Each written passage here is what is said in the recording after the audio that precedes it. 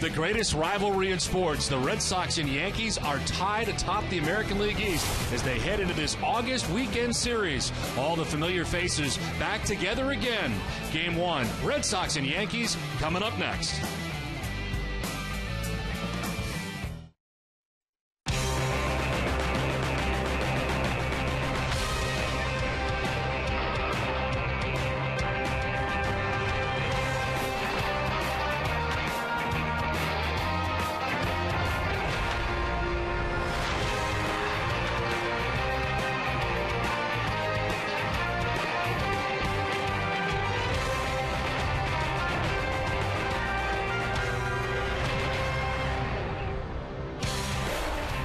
It is a picture-perfect night from Fenway Park as the Red Sox welcome in the Yankees for Game 1 of a 3-game series. Hi again, everybody. I'm Don Rosillo, and welcome to Red Sox Baseball. Welcome to Red Sox-Yankees Baseball from Fenway Park this weekend, where the Red Sox have their pitching rotation lined up for the 3-game series. Lester, Lackey, and Beckett and all have enjoyed very good success against the Yankees, especially recently. Lester will be making his 3rd start since coming off the DL, going back to before he went on the DL. He has posted an ERA just over 1 in his last 4 starts. Lackey is 4-0 over his last 5 starts with a strikeout-to-walk ratio of 26-3, and Beckett has been nearly unhittable against New York this season. His ERA in 3 starts against the Yankees is 0.86, and he'll get the start on Sunday night. We welcome in Jerry Remy, and Jerry, the season series begins again tonight, and so far this season it's been very one-sided. Well, the Red Sox have dominated the Yankees to this point of the season. They're 8-1 against New York so far this year, and they've really outplayed them in just about every category. They scored 60 runs at the Yankees 37, hitting 290 as a club. The Yankees only 223. On-base runners in scoring position, 381 and 314 for New York. Now, you might remember in 2009, the Red Sox did the same thing in the first few meetings. They had the upper hand early in the season, and the Yankees came back and played exceptional baseball against Boston in the second half. We prefer it not to be that way this time as the Red Sox continue, as you mentioned, to roll, and they have their rotation set up the way they want it for this weekend, and it's all tied at the top. This is the way it's supposed to be. Well, the Yankees captain Derek Jeter just celebrated a milestone recently. We'll come back and talk about Jeter more right after this.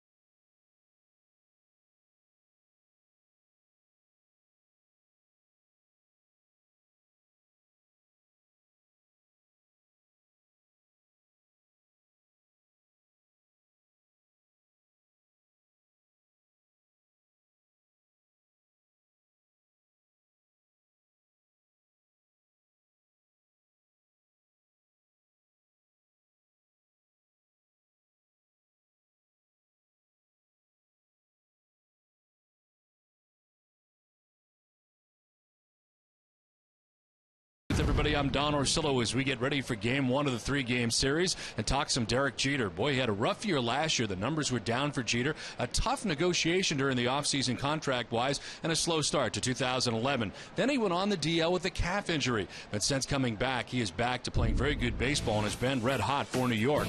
When he went on the DL back on June 14th, in time he was 6 hits shy of 3,000. The pursuit of 3,000 resumed 3 weeks later when Jeter returned what had already been a tough season. But he was hitting .260 when he went on the DL. Then he came back 324 of his last 25 games. He's docked in 18 runs over that span and has scored 17 times. The 5-hit game he had today collected number 3,000 as one of 9 multi-hit games during the stretch, and he is one of the Yankees who has been red hot as they head into this series after sweeping the White Sox this last couple of days. With more, here is Heidi Watney. Derek Jeter certainly has been hot over this last stretch. He's batting .370 over these last 7 games that the Yankees have won.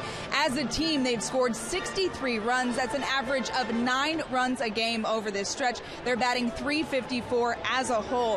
One of the things Joe Girardi talked about before the game.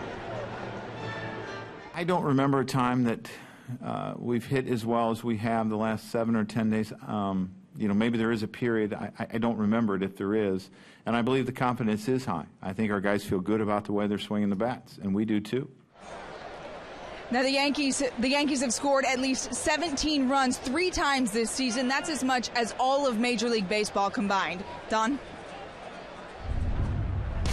Last time the Yankees were here, it was April, and on fire was Dustin Pedroia. Went 9 for 13 in the series and had some great defense along the way. The Red Sox second baseman is ready for game one of the series coming up next.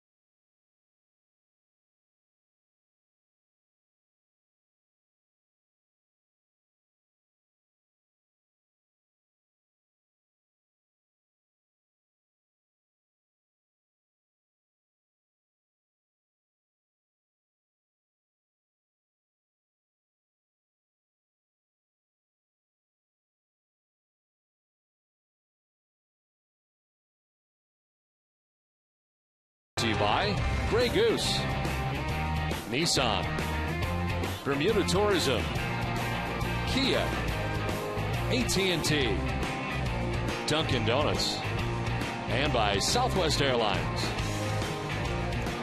Yeah, good evening once again, everybody. Welcome back to Fenway Park. It is a spectacular night here at Fenway. Nothing but blue skies above as the sun sets. The lights are on in very comfortable conditions tonight as the Red Sox welcome back the New York Yankees. And it's amazing that it has been since April since the Red Sox have seen the Yankees here at Fenway Park. And tonight, the Red Sox play their 111th game of the year. John Lester leads his team onto the field. As the Sox take the field from Fenway tonight, let's check out the New York Yankees starting 9. Derek Jeter leads it off at shortstop with Curtis Granderson out in center field. Mark Teixeira at first base bats third. Robinson Cano mans second base and is in the cleanup spot now with A-Rod on the DL. Nick Swisher is in right. Andrew Jones in left. Russell Martin does the catching, batting 7th with Jorge Posada the DH 8th. And Eduardo Nunez at third base. That's 9th. It is John Lester who takes the hill for game one of this three-game series, his 21st start of the year. He's 11-4 with a 3.17 earned run average, 124 Ks in those 127 2/3, and opponents are hitting at just 231 against him. Last time out, a victory against Chicago, an 8-inning effort, which he gave up 2 runs and punched out 8 in 8 innings. The Red Sox defense is brought to you by Jordan's Furniture. They are third in the American League with 54 errors on the season. Kevin Youkilis at third base, Marco Scutero the shortstop, Dustin Pedroia at second, and Adrian Gonzalez the first baseman. Left to right, Kyle Crawford, Jacoby Ellsbury, Josh Reddick, and Jared Saltalamacchia doing the catching for John Lester. Umpiring crew tonight, Eric Cooper's got the plate calling the balls and strikes, with Mark Carlson at first base, Tim Timmons at second base, and the crew chief, Jeff Kellogg, is the umpire at third. We're available. This telecast can be heard in Spanish by selecting the SAP button on your television remote. Enjoy the game. Buenas noches, amigos. Well, it is perfect here tonight. 71 degrees. Breeze in from right at 13 miles per hour. Partly cloudy is expected, but right now, nothing but blue skies above Fenway Park. Nice to see Larry David in the house. And the Fairley brothers are here as well. And Woody Harrelson on the far side. I saw Spike Lee earlier. We got celebs everywhere here tonight, Jerry. Yeah, celebrity night here at Fenway Park. Derek Jeter ready to step in. Don and Jerry are here too. Lester ready to work as Derek Jeter, now a member of the 3,000 hit club. Swings with the first pitch and sends it foul. Nice pick down there by the ball attendant. Now Derek Jeter will do that very often. Swing at that first fastball that he sees leading off a game. That time hitting it foul down the first baseway.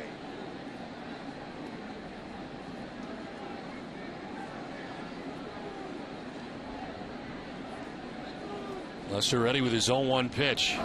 And Jeter sends it out to center field. Ellsbury tracking it as he gets back to make the catch.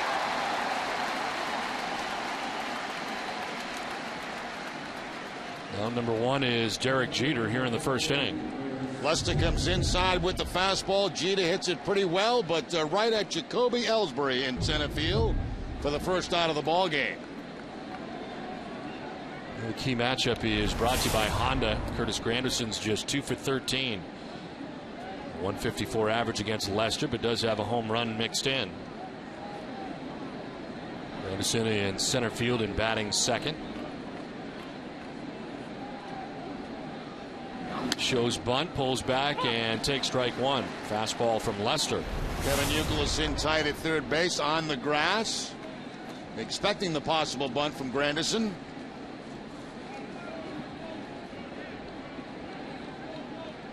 Granderson leads the majors in runs scored with 98, and tied for third right now in home runs with 28. It's been a very powerful year as he bunts at it, fouls it off. 0-2. That just goes to show you, Don, what kind of player this guy is. 28 home runs on the season, yet he tries to bunt on the first 2 pitches. Triples, a category that he has always been near the top or at the top, especially in his time at Comerica Park in Detroit. We had a ton of triples. Now batting second in Joe Girardi's order. The 0-2 is fouled off to the left and out of play.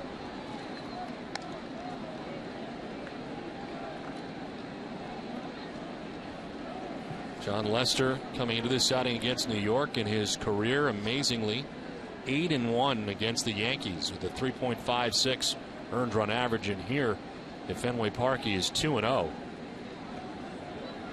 Swing and a miss, strikes out Granderson. A good start from Lester. 2 down.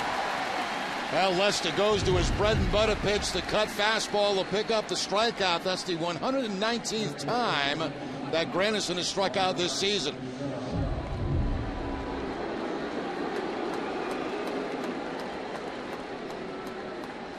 So the K-men go to work, and there's strikeout number 1 for Lester. 2 down.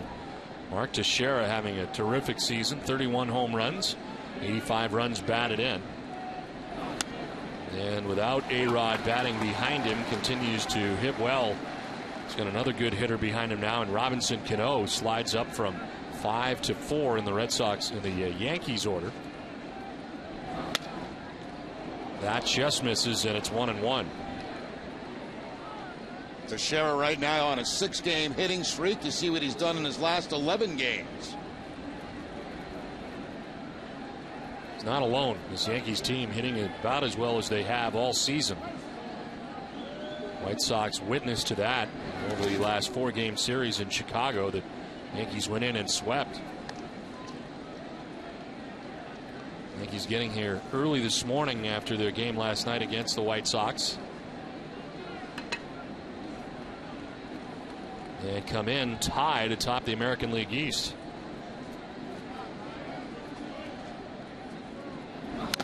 Swinging a foul for Teixeira. Jerry, I for one very surprised to see the Yankees where they are. We talked about it during spring training. A lot of question marks. Their pitching staff, their starters beyond CC Sabathia, but here they are. And the last time we saw them, Don, it was like they were kind of heading downward a little bit. You know, they looked a little old in that series against the Red Sox, but man, they have turned it around and played some great baseball. Swing and a miss. Lester off to a terrific start. Back-to-back Ks of Granderson and Teixeira. The Yankees go down in order. Red Sox are coming up.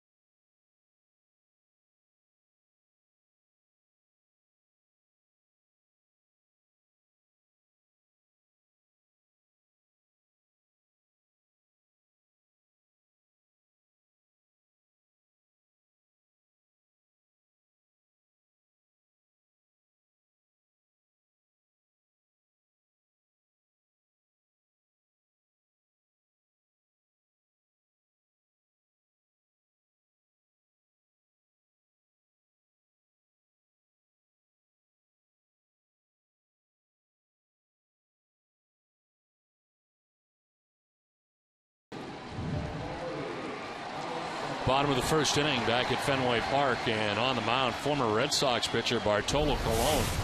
Who thought this was going to happen? Colon makes his 20th appearance, 17th start. He is 8-6 with a 3.30 earned run average, and has had a very good season for the Yankees. He and Freddie Garcia going to spring training, trying to get jobs, and both end up in the rotation. 5 innings last time out in a win. It was good enough against the Orioles. And Colon looking for win number 9 as Jacoby Ellsbury stands in and takes ball 1 downstairs.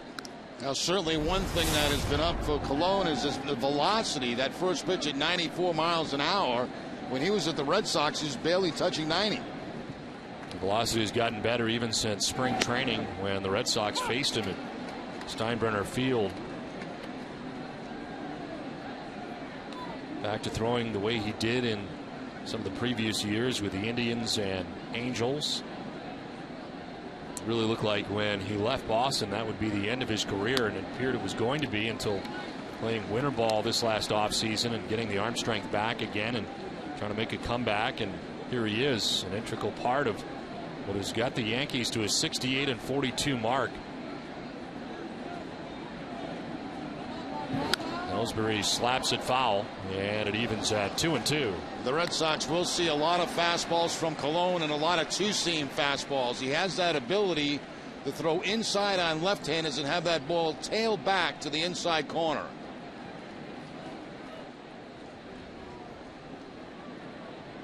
He's worked a lot with Francisco Cervelli behind the plate, but tonight it's Russell Martin, and it's a good start now for Colon. He strikes out Ellsbury, 1 down. That's exactly the pitch we were talking about right there. He starts it inside. This one comes back and catches the middle of the plate for the strikeout. The two-seamer from Bartolo Colon.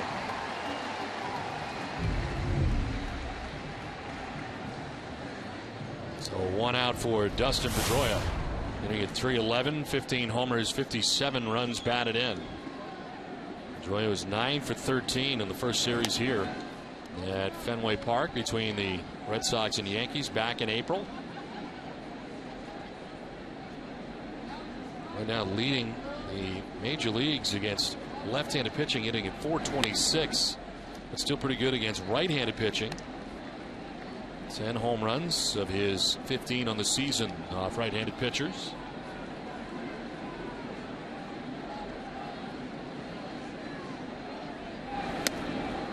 That's strike 1, 2-1.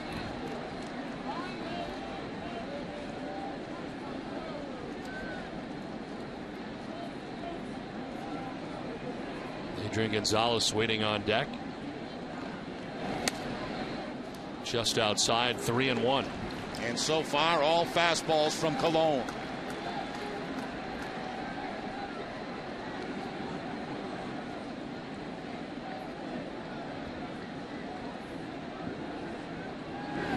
Swinging a foul and almost falling down as Pedroia, full count.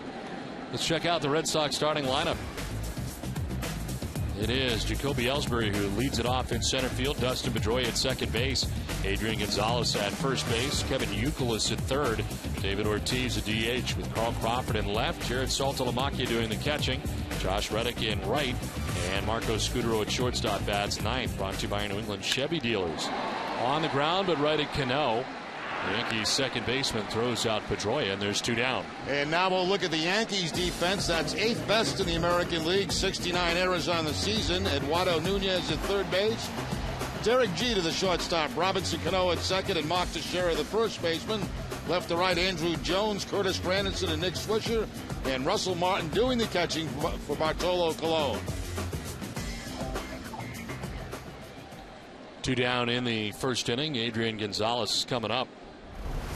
.356 average, 18 home runs, 91 runs batted in. I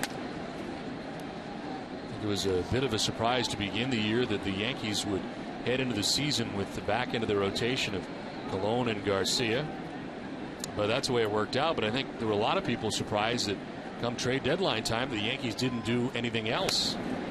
And they didn't do anything at the trade deadline. And Phil Hughes, of course, coming back off the DL. He was roughed up here earlier at Fenway Park this season, and now back for the Yankees. Nova pitching well last night. And I think Brian Cashman really had to weigh whether what was out there available was any better than the guys he already had. And at the end of the day, the answer was no. So they stand pat. Now they have been pleasantly surprised at what they've got from the back of their rotation. 2-1 is fouled back. And it's 2-2. A.J. Burnett is struggling. 0-3 in his last 6 starts. ERA of an even 6.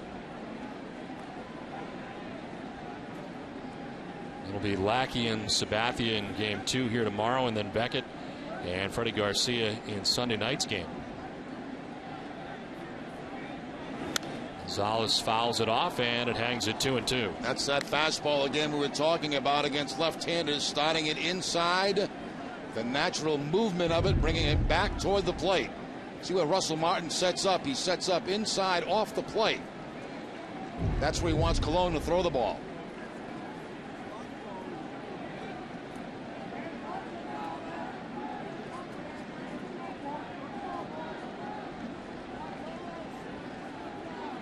First breaking ball for Colon. And it is up the middle, but Cano is out in short right. His throw off balance and off the back foot, but good enough to get Adrian Gonzalez. Cologne has a 1-2-3 first. We head to the second without a score.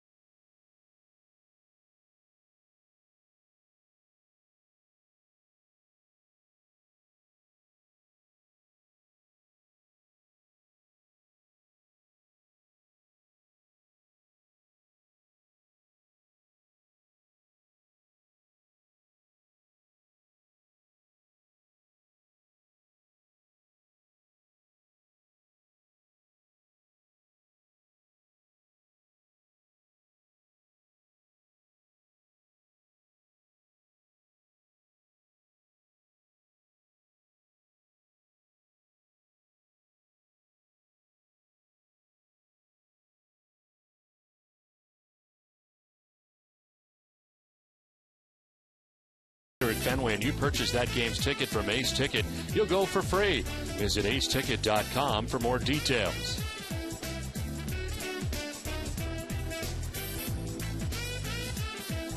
Dick Ebersol and Susan St. James enjoying the ball game tonight from Fenway Park. Shame on NBC.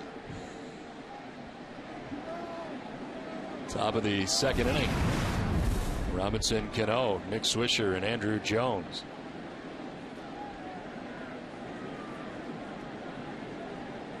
Lester with a 1-2-3 first. As Cano takes a strike over the outside corner.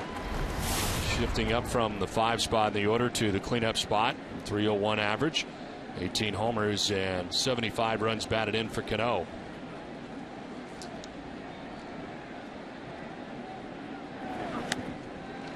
He is quickly in the hole, 0-2.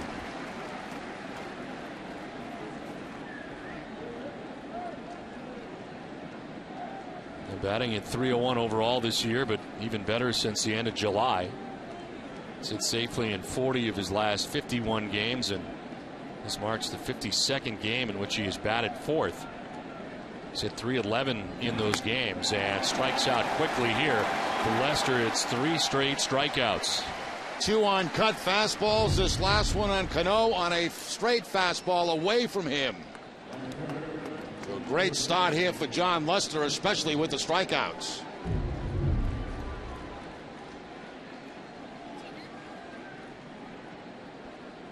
One out here in the second inning for Lester. Nick Swisher checking in. Hitting at .267, 14 home runs, 62 runs batted in.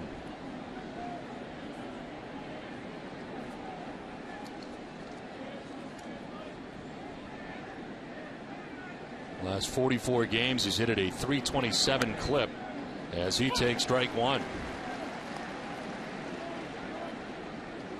Not just 5 home runs in his first 60 games of the year, but now 9 home runs in his last 44. And is combined to hit 14. In the dirt, and it's a ball and a strike.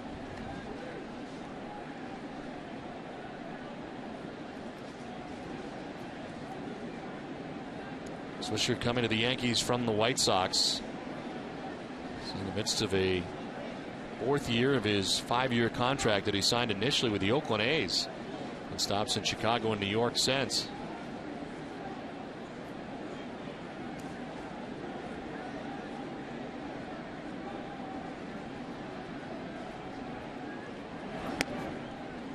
Ball 2, 2-1.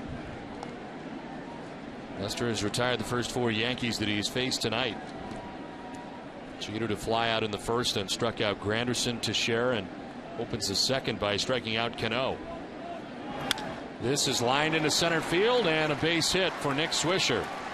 Ellsbury plays it, but Swisher, the first base runner of the night for the Yankees. As Swisher came into the game a 200 hitter against John Lester with a couple of home runs, he takes the fastball and shoots it up the middle for the base hit.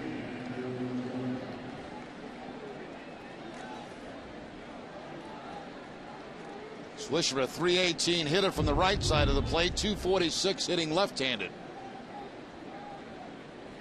It's in 11 of the last 12 games for Nick Swisher. It was a 1-out single here in the second inning, and here is Andrew Jones, one of the newcomers to the Yankees who has really fit in very well, hitting at 235, 7 homers, 22 runs batted in. Last year for New York was Marcus Timms dealing with left-handed pitching and coming off the bench, and this year it's Andrew Jones. Timms certainly lacked defensively where Andrew Jones does not. Well, he's not the Gold Glove caliber center fielder that he was for the Atlanta Braves, still playing some pretty good defense for Joe Girardi.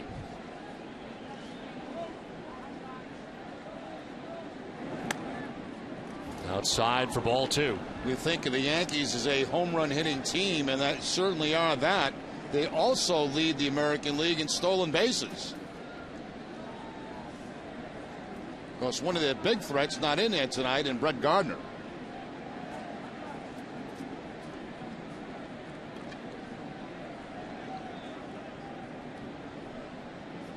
The 2-0 pitch is outside, and it's 3-0.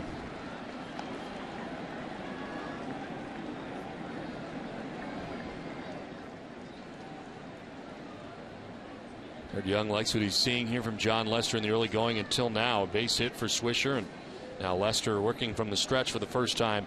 Falls behind 3-0. There is Brett Gardner with lefty on the mound tonight on the bench to start the game. There's ball 4, and down to first goes Jones. First walk given up by Lester. Quickly 2 on for New York. For every Red Sox game that goes into extra innings or the Red Sox get a save, CVS Pharmacy will donate $500 to Children's Hospital Boston. CVS Pharmacy is the official pharmacy of the Boston Red Sox. Only 4 balls to the first 5 batters combined for Lester, and then he throws 4 straight balls to Andrew Jones. So 2 on, 1 out. And Russell Martin, the catcher.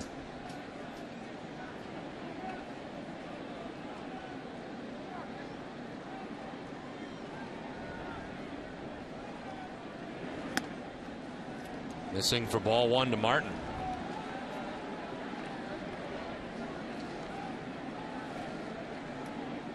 Red Sox losing last night to the Cleveland Indians while the Yankees were winning in Chicago against the White Sox. So tied atop the American League East. Both teams at 68 and 42.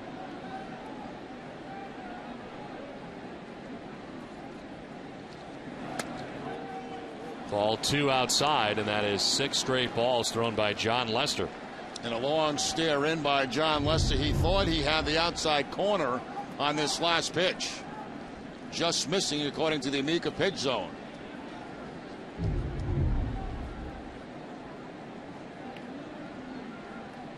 Eric Cooper has the plate tonight, calling the balls and strikes.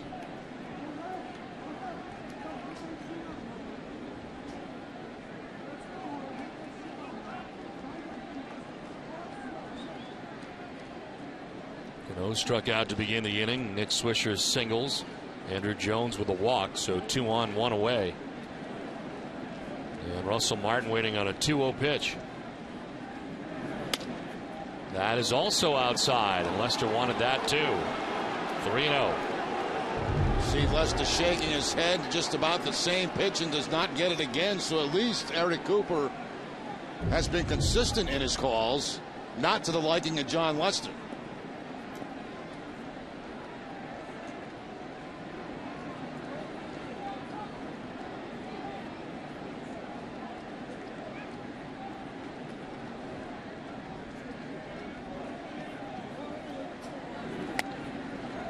Strike 1, and it's 3-1.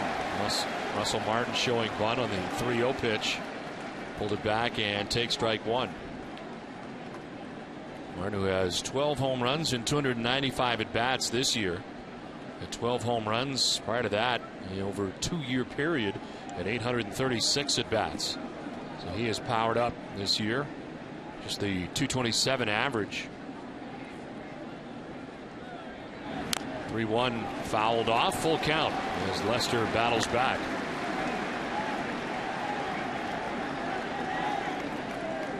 Jorge Posada waiting on deck. The DH found a youngster and one that was wearing a Yankees jersey.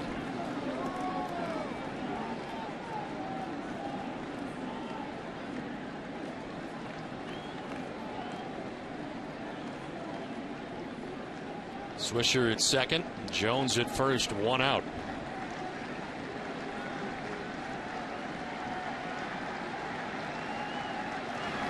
Martin pops it up. Left side of the infield. Marco Scudero onto the outfield grass to make the catch. 2 down. Battling back all the way as John Lester goes to the cut fastball to get the pop up. First pitch that really had been inside in that at bat, and Martin pops it up to shortstop. When the temperatures really start heating up this season, make sure you call in the relief quencher. Cumberland Farms Chill Zone. It's all your favorite frozen and fountain refreshments in one place for just 79 cents any size. The Chill Zone, only at Cumberland Farms. Top of the second inning, 2 outs. Runners at first and second, and here is Jorge Posada. 236 average, 9 home runs, 31 runs batted in. Remember last time the Red Sox were in New York, a big thing was going on with Posada, who was actually took himself out of the lineup after he was going to hit 9th. Joe Girardi had dropped him down in the order to 9th, and big deal at the time in New York. But he has been DHing, and things have been quiet as his offensive game has come back a little bit over the course of the year. 9 home runs now for Posada. Yeah, he's picked it up, especially from the left side of the plate. Still struggling hitting right-handed. Sits safely in 27 of the last 34 starts, hitting at .309 his last 34 starts. Outside, ball 2.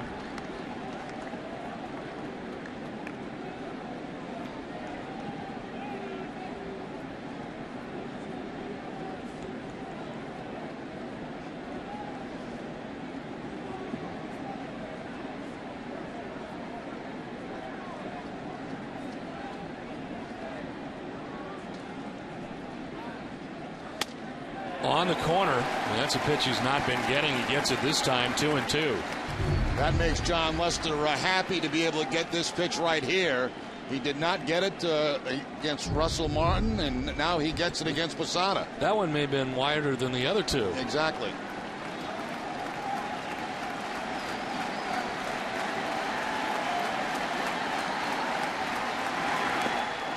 Thought about it. Did he go? They check. No. This is Mark Carlson, first base umpire, and it's full now to Posada. So Swisher and Jones will get a start here with 2 down in the second inning.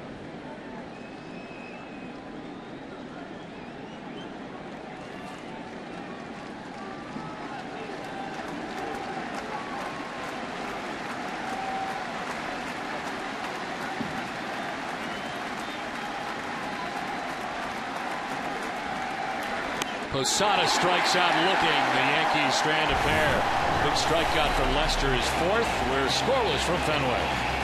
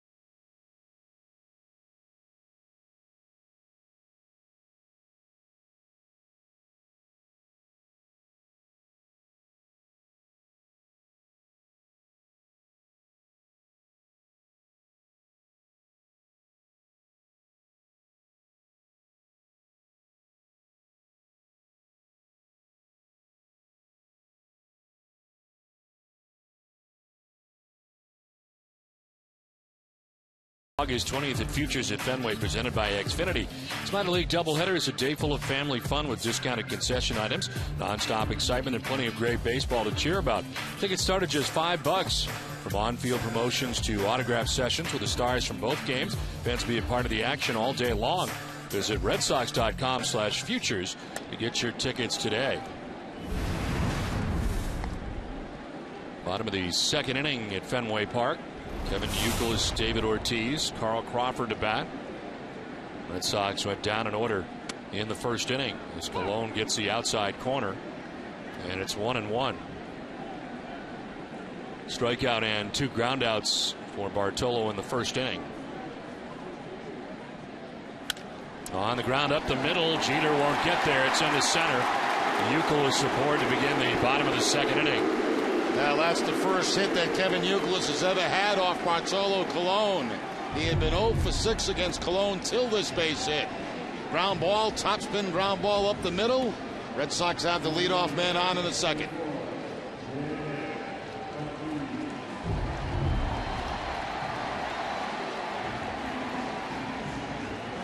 One on, nobody out. And here's David Ortiz, 289, 20 home runs and 70 runs batted in.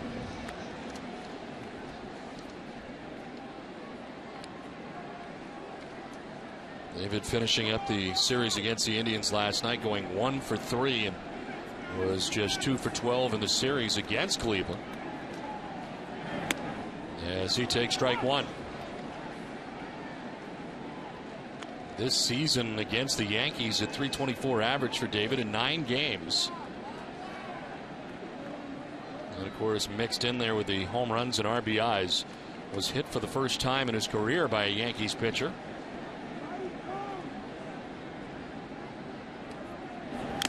Swinging a foul tip, and it's 0-2. 96 on that last fastball from Bartolo Colon. We've seen one off-speed pitch so far from him. That was a breaking ball to Gonzalez. Everything else has been fastballs.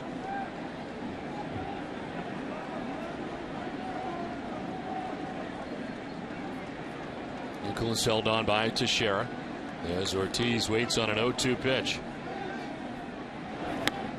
And it's just outside, framed by Martin, who tried to bring it back to the corner.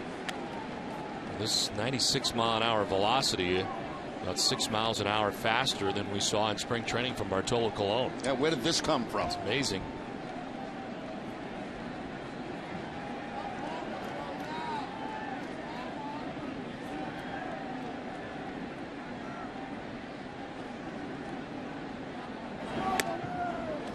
Inside 2-2.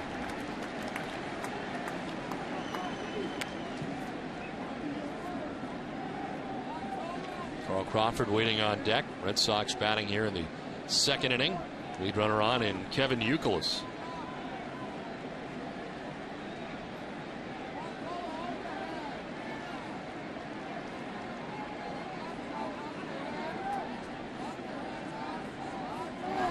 Ortiz fouls it back.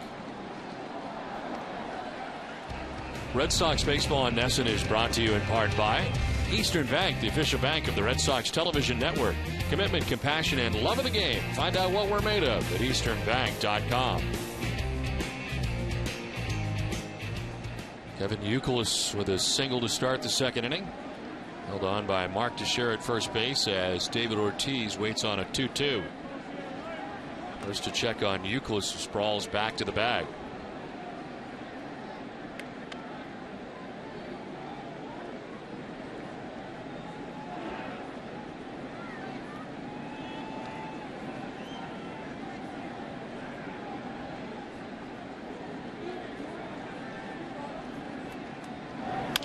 Ground ball towards second, could be 2. Cano to second for 1, on to first for 2.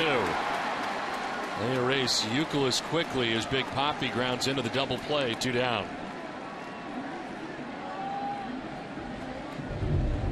Big Papi jammed on the breaking ball, a slider from Colon. Youkilis going into second base. He can't get at Jeter, and they easily turn over the double play.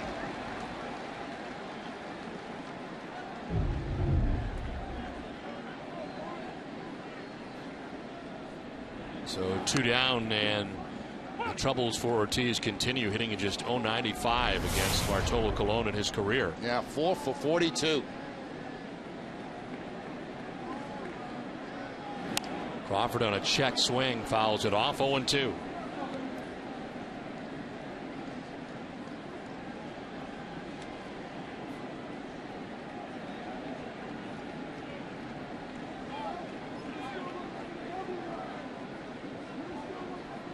No-2 from Colon. He is grounded back to him. He picks it and fires to first for the out that ends the second inning. Let's send it down to Heidi. And home could have been here at Fenway Park tonight. Coming up after a little known way to get into Fenway Park.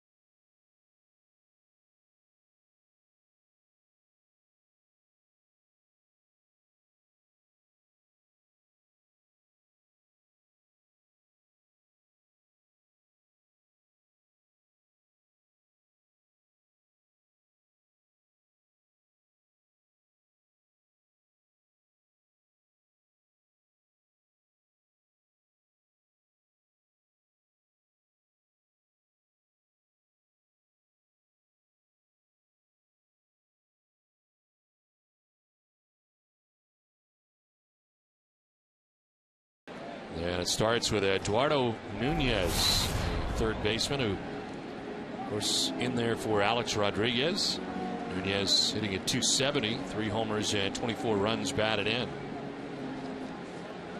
Talked about A-Rod a few times already. Placed in the DL back on July 14th. And underwent arthroscopic surgery to correct a meniscus tear in his right knee at the University of Miami, and he's been rehabbing in Tampa. As the bunt bit out is Saltalamacchia, and he's got no play. Fires down there anyway, but Nunez was already to the bag. He's got a bunt single to begin the third. Nunez has done a very respectable job at third base replacing Rodriguez. .270 coming into the game. A perfect bunt. Well, not perfect, but very good bunt down that line. One that Saltalamacchia had to chase down, and of course by the time he gets it, he doesn't have a chance at first base. Nunez with very good speed. He's got 16 steals on the season.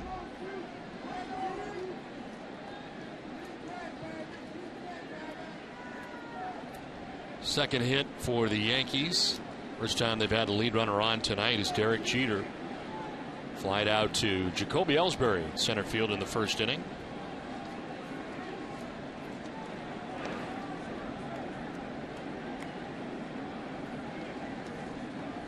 He has 16 out of 20 in stolen bases.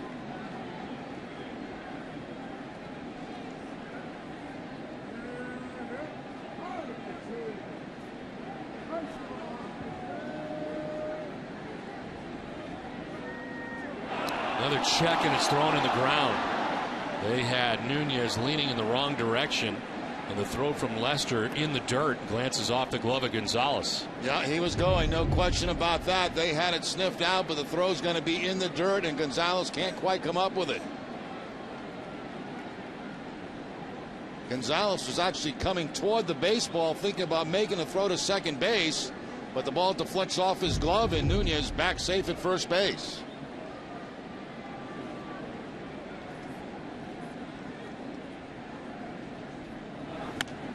There's strike one to Jeter. Lester with 4 strikeouts through the first 2 innings. He's walked 1.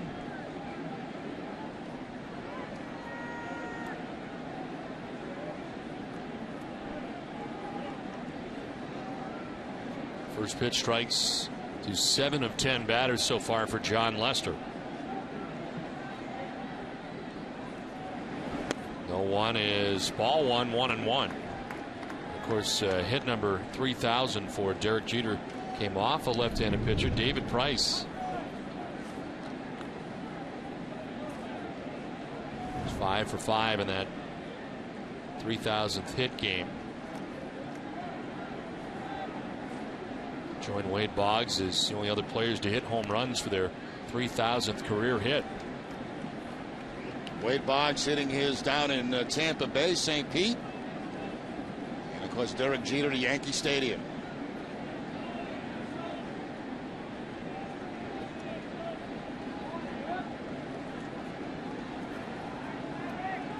Lester ready with a 1-1 pitch.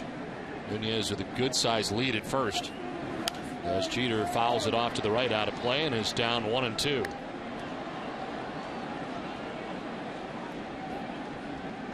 And the 28th player all time to get 3,000 hits, and the first Yankee reached the 3,000 hit milestone.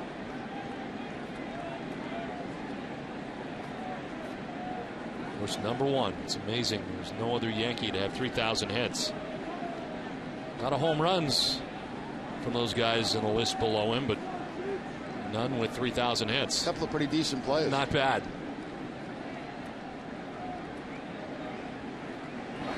Up and away, not tantalizing enough, and it is 2-2.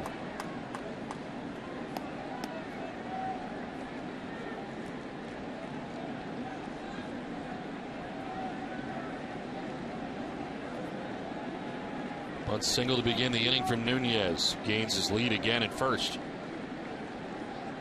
He might be going on this 2-2 count. This is on the ground to short. He was not running, and a chance for 2. On to first, and it is not in time. Going in hard was Nunez. He takes out Pedroia, and as a result, Pedroia's throw is a little high and takes Gonzalez off the bag, so no double play, and this will bring Francona out.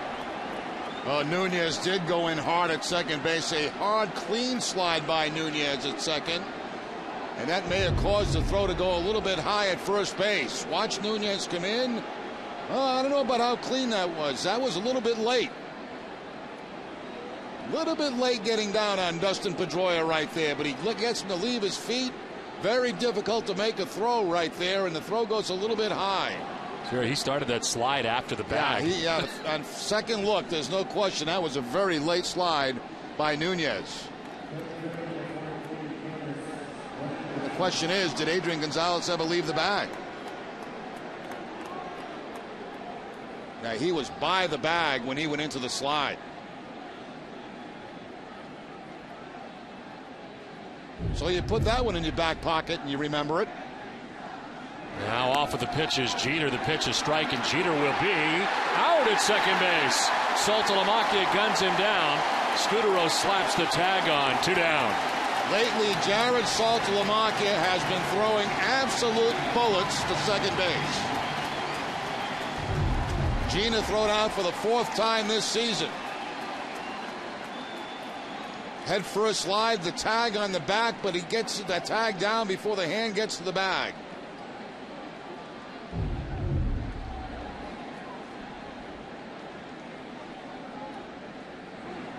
Anderson takes strike 1.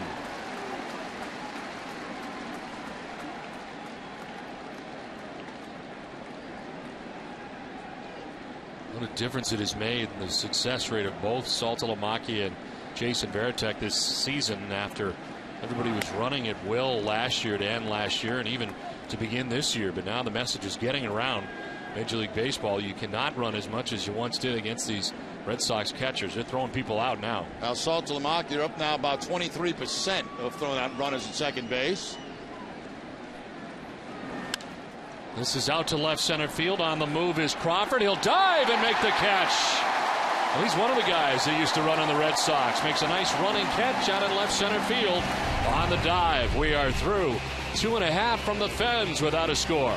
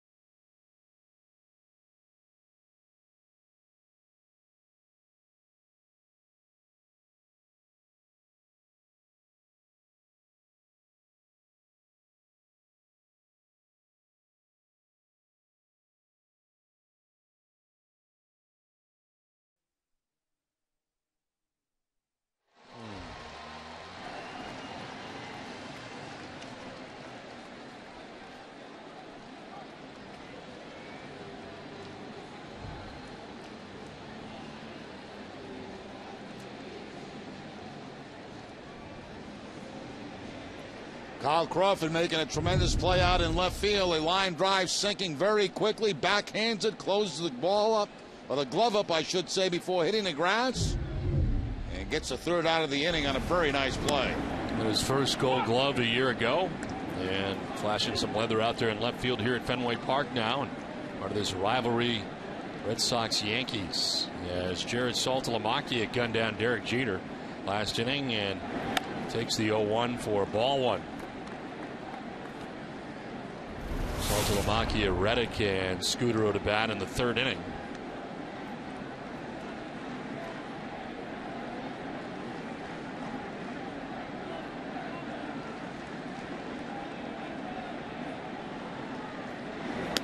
Outside ball two. Bartolo Colon has given up one hit through the first 2 innings. Gave up a leadoff single to Kevin Youkilis, but he was quickly erased as David Ortiz bounced into the 4-6-3 double play. This is to left center field. Granderson moving over and calling off Jones to make the catch. Send it down to Heidi. Well, Don, you may remember the young fan who got a ball from Josh Beckett just before the game here at Fenway. He told me it was the highlight of his young life. Well, that fan got tickets to the game the same day by going to the day of game ticket window here at Gate E on Lansdowne Street at Fenway Park. The Red Sox set aside hundreds of tickets for each game so fans can walk up and buy a ticket to see a Red Sox game. There are all kinds of tickets from standing room only, bleacher seats, even box seats available. The ticket window opens an hour and a half before each game, but fans can line up to 5 hours before for the first come, first served tickets. Don? All right, Heidi, thank you very much. And you saw where they were seated down in the first row. Right in the first row. What a day for that young guy, huh? Probably changed his life. He's been all over the place since. As this one is lined into right field. Base hit for Josh Reddick. First time Reddick has ever faced Colon. He rips a base hit to right field, extends his hitting streak to 5 games. Gets a fastball inside. And that's a pitch that he handles very well. Second Boston hit of the night. 1 out, 1 on as Marco Scudero out to face Bartolo Colon. Scudero at 263, 5 home runs and 22 runs batted in.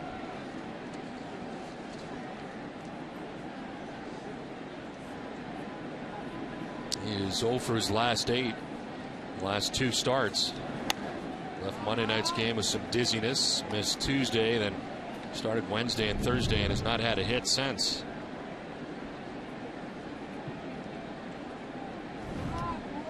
This is a combination that the Red Sox have played hit and run with on a number of occasions, with Scudero hitting out of that 9 spot. That throw actually hits Josh Reddick. That pickoff attempt. Reddick going diving back, and he gets him right in the hip.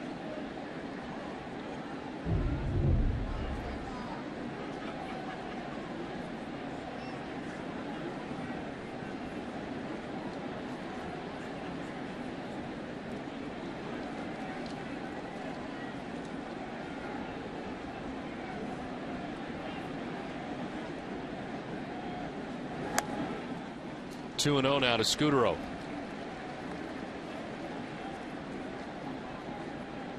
And the catcher, Russell Martin, headed out to talk to Bartolo Colon.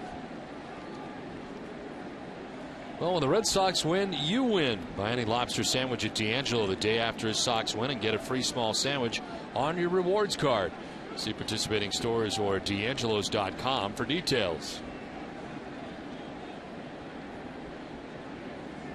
Starting to get a little darker here tonight at Fenway Park. The sun has set, lights on, and nothing but clear skies above to begin this 3-game series here at Fenway. And Yankees here in August after they started the season here back in April.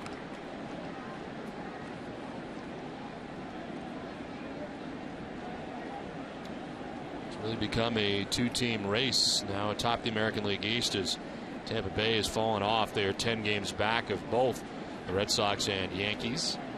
And that really started right around the break, where they really started to drop down fast. They started the second half with series back-to-back against the Red Sox and Yankees at home, and they didn't do particularly well in those 2 series. And Joe Madden said at the time these series may be our season, and that could very well be true right now as they've fallen 10 games back. If the Red Sox are going to play hit and run, they'd probably do it right here on the 2-1 count.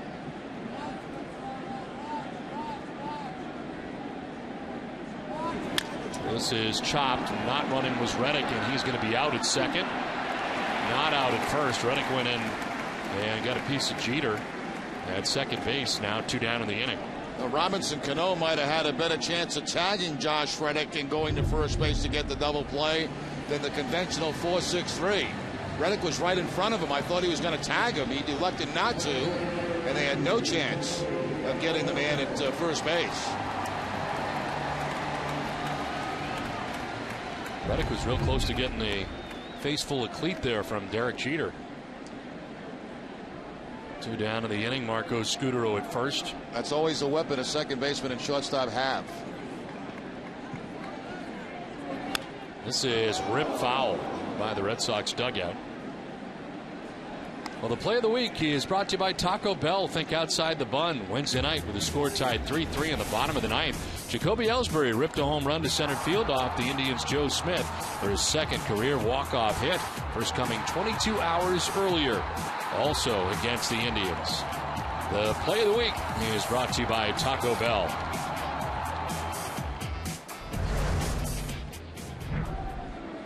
Two outs here in the bottom of the 3rd inning. Marco Scudero held on at first by Mark Teixeira.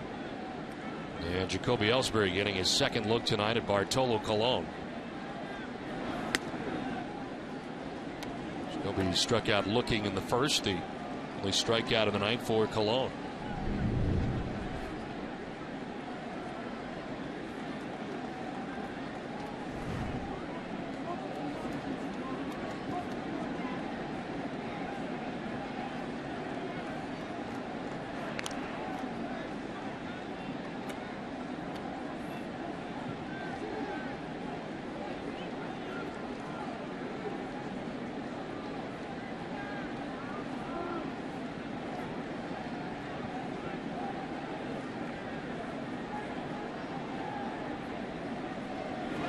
Ellsbury's showing bunt and almost getting hit in the chest as he spins back out of the way. Had Nunez back a little bit at third base with 2 outs and thinking about dropping the ball down the third baseline. Slider coming inside on Jacoby Ellsbury.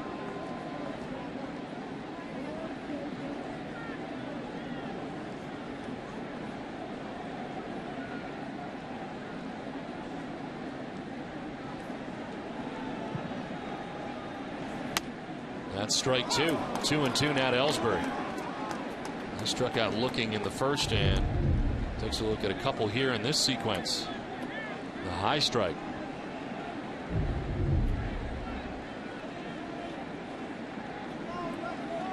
Last time Colon was here, he was pitching out of the pen against the Red Sox.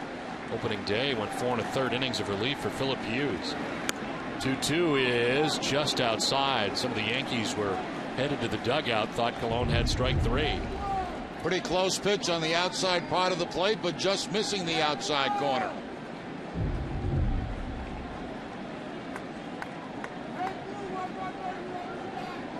So Scudero will get a start at first base as Dustin Pedroia waits on deck. 2 outs here in the bottom of the 3rd inning.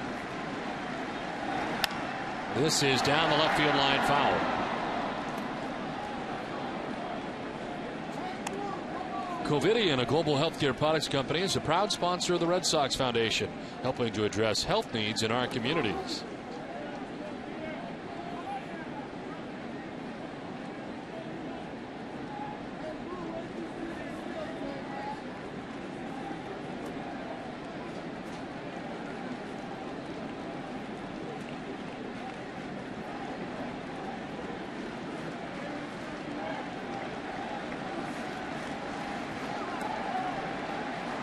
Three-two pitch from Colon. And it's fouled off down the left field line. Will do it again. Colon, as this game moves into the 3rd inning, throwing more sliders right now. Not a real big break on his slider. Larry Rothschild, the pitching coach for the Yankees, his first year in this capacity. Former manager of the Tampa Bay Rays.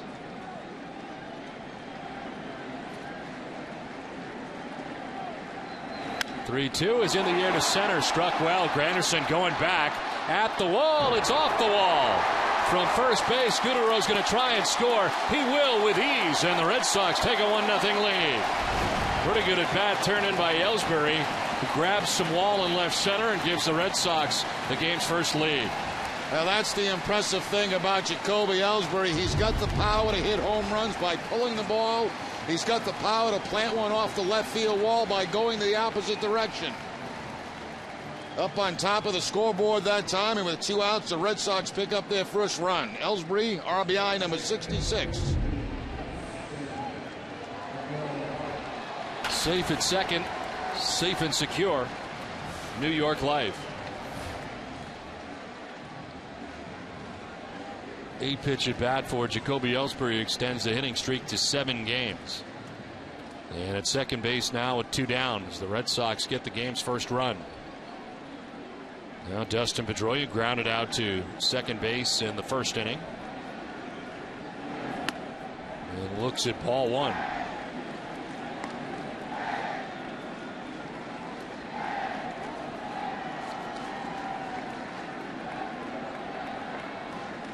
Dustin Pedroia, the player of the month for the month of July. It's after Adrian Gonzalez was the player of the month in June. This is in the air to right field. Struck pretty well. Swisher going back. He'll have room and make the catch just shy of the track to end the inning. But the Red Sox get a run at the end of 3. Boston on top 1-0.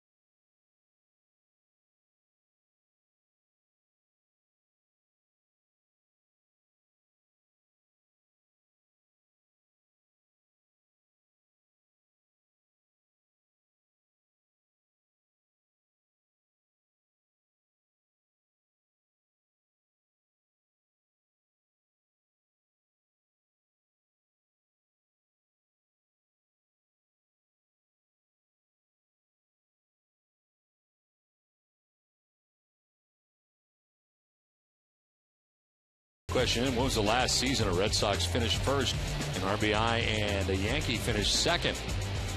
The answer for you a little bit later.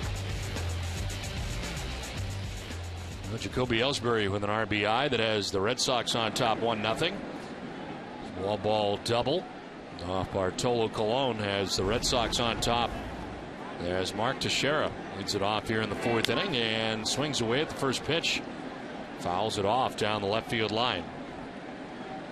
Teixeira, a strikeout victim in the 1st inning. One of 4 strikeouts tonight for John Lester.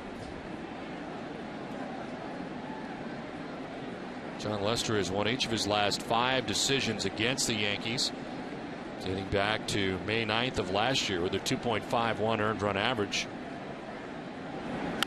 It's a ground ball left side. Scudero's got it, a deep short. Throwing plenty of time, 1 down.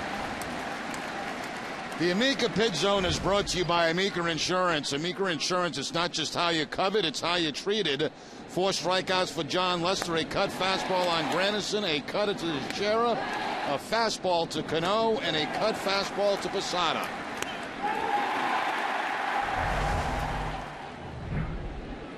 One down in the 4th inning for John Lester is Robinson Cano. Saw a strikeout against. It's his 2nd at bat tonight.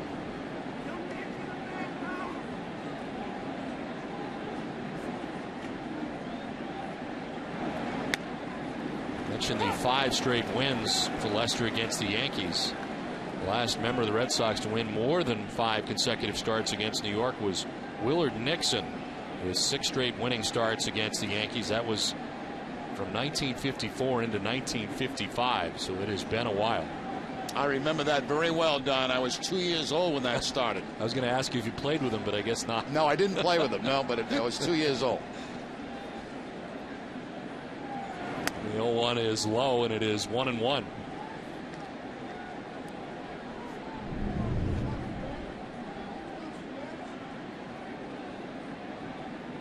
Red Sox had a fabulous July. They were 20-6, best record in the majors. With all that said, here are the Yankees tied with the Red Sox, top the American League East. And going around is Cano. Couldn't hold up. Now, Cano thought it was a fastball. Instead, it ends up being a cut fastball, and Robinson Cano cannot check the swing. Thought he had a fastball on the outside part of the plate. Instead, the cutter.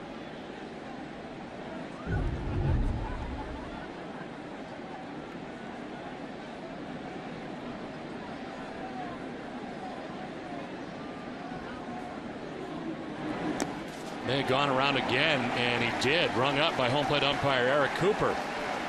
Could not hold up in the last 2 pitches he sees, and becomes the 5th strikeout victim for John Lester. And this time it's the curveball. He struck him out back in the 2nd inning on a fastball. Here in the 4th inning, the curveball. And again, Cano cannot check the swing.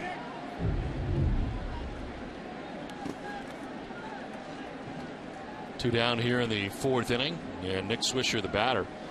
After Lester had retired the first 4 Yankees he faced tonight, Swisher's single.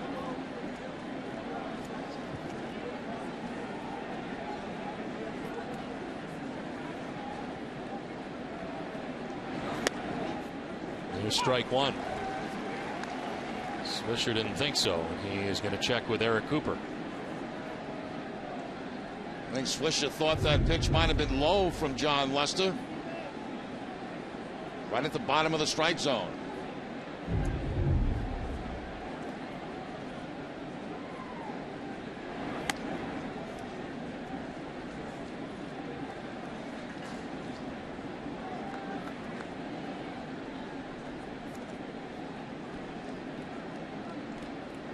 Swisher's had 20 home runs each of the last 6 seasons, sitting at 14 this year.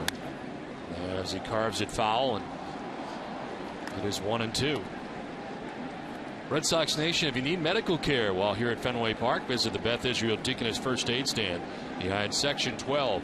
Beth Israel Deaconess Medical Center is the official hospital of the Boston Red Sox. Visit them at bidmc.org.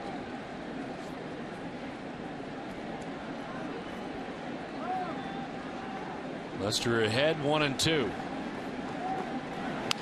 And a ground ball foul.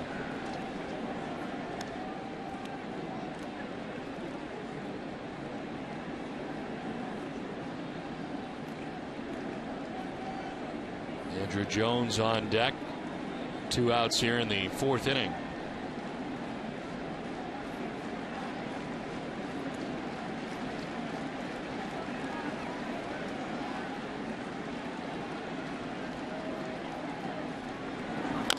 Chopped off the plate and foul.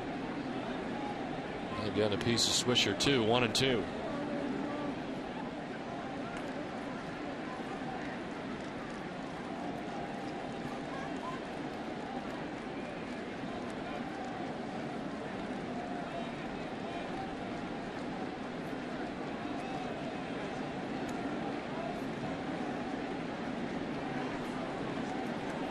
Saltalamacchia wants it up.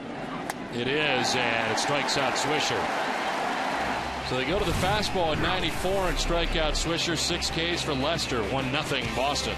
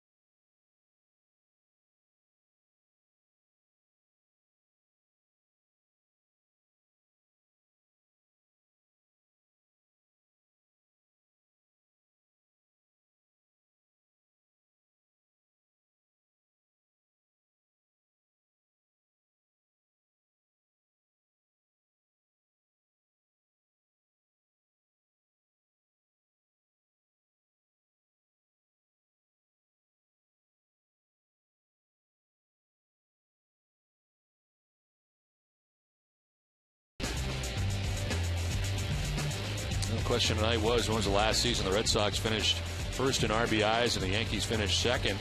And the answer, 1947. Ted Williams and Tommy Henrik. 114 for Williams, 98 for Henrik.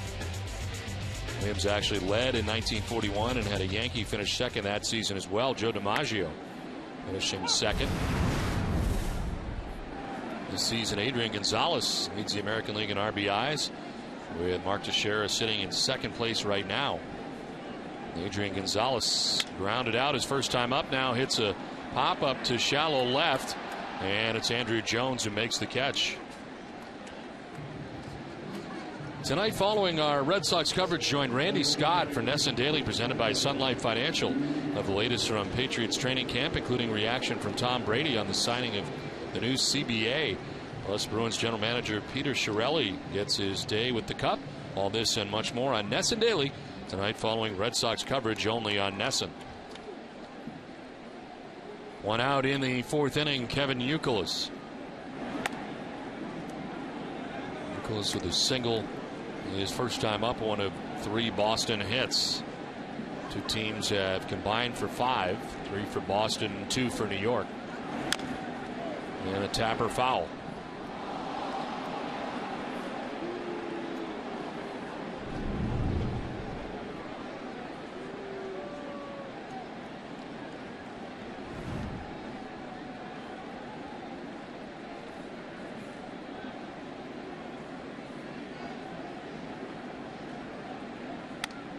There's strike 2, 1-2. A little more break to that slider that time from Cologne. than some of the previous ones that he's featured so far in this game.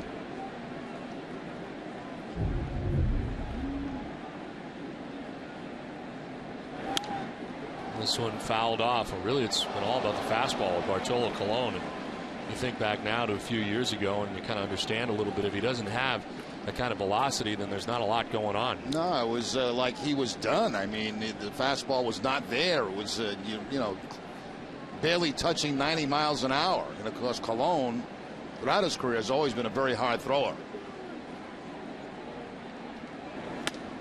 It's outside, and it's 2-2. Remember when he was a younger player, he threw so hard he used to look up at the radar gun at the ballparks after making a pitch. This is up the middle, but Cano is positioned in that direction, and he throws out Youkilis. Ended up being a line perfectly. And there's 2 down here in the 4th inning. Now Robinson Cano shading Kevin Youkilis up the middle. Looked like it had a chance, but look where Cano's playing. All he has to do is go about 3 steps to his right. It becomes a very routine play for Cano.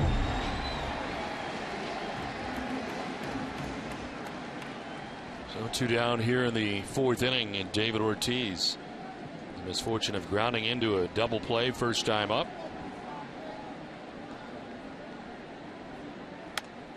And he takes strike 1. Ortiz will look back at Eric Cooper.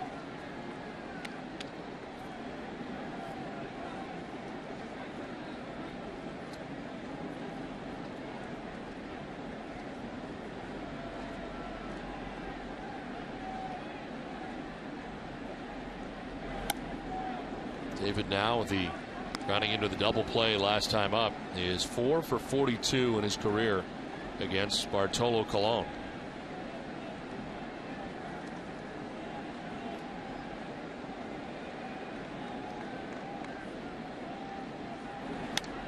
This one is fouled off, and it's 1-2.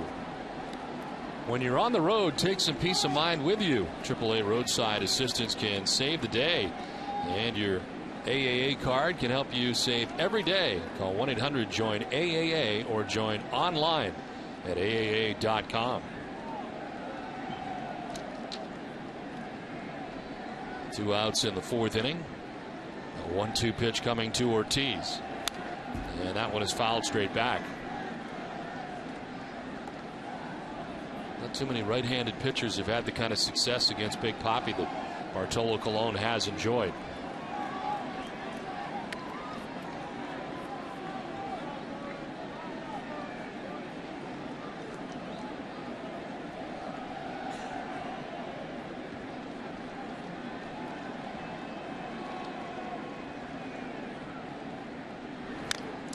Top foul, and Big Papi hanging tough.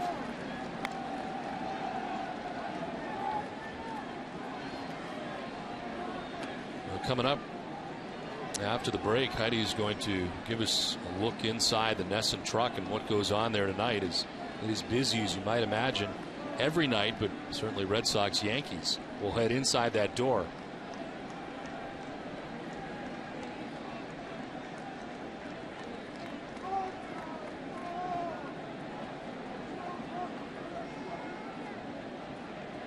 Here's a 1-2 pitch. Ortiz in the air to deep right field. Back goes Nick Swisher at the wall. It is gone beyond the bullpen, and some frustration taken out by David Ortiz on Bartolo Colon. Big Papi takes it out of the yard and gives the Red Sox a 2-0 lead. Ortiz picks up number 21 on the season on a slider from Colon. He had a couple of tough pitches that he fouled off in that at bat. He didn't look happy with himself. All of a sudden he gets the breaking ball here from Colon and a high, long home run. Look at that extension by Ortiz.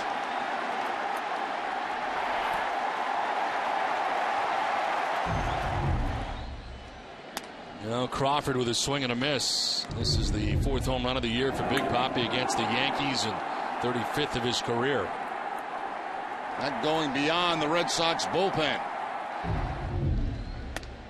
Now swing and a miss at 96. Hess and Hess Express are proud sponsors of the Red Sox and the Red Sox on Nesson.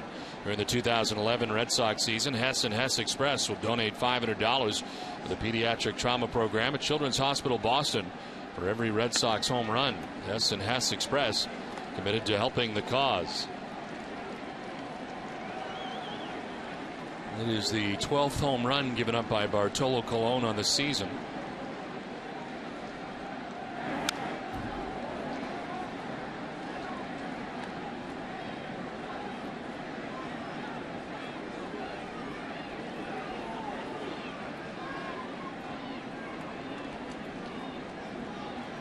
Crawford tap back to Colon in the second inning. He's 0 for 1 and down in the count 1-2.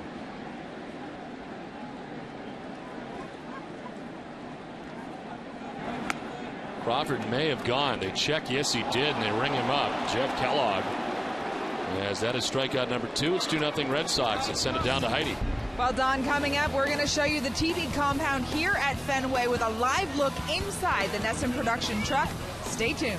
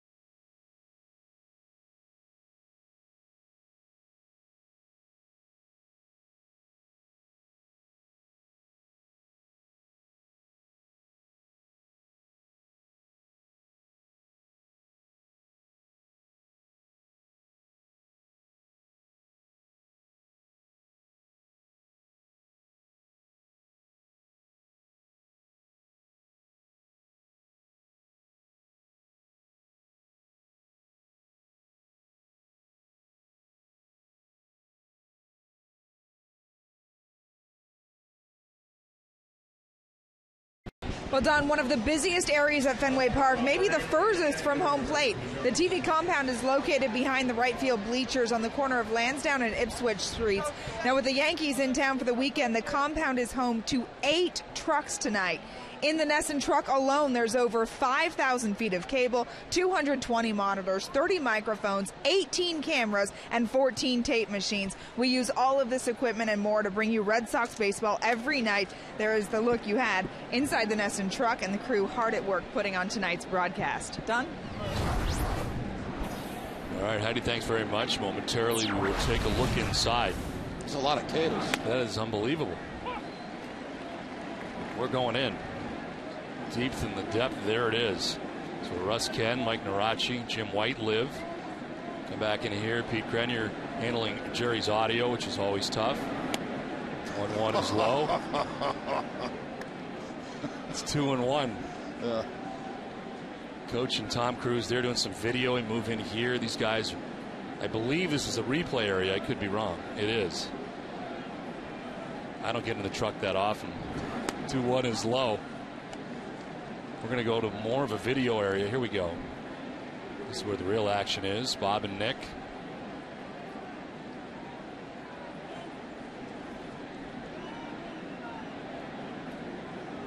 .3-1 pitch coming to Andrew Jones. There's strike 2, full count. I think we have to go back to Pete Grenier to clear up what Don had to say about our audio. That's a big board Pete's working there. A lot of buttons.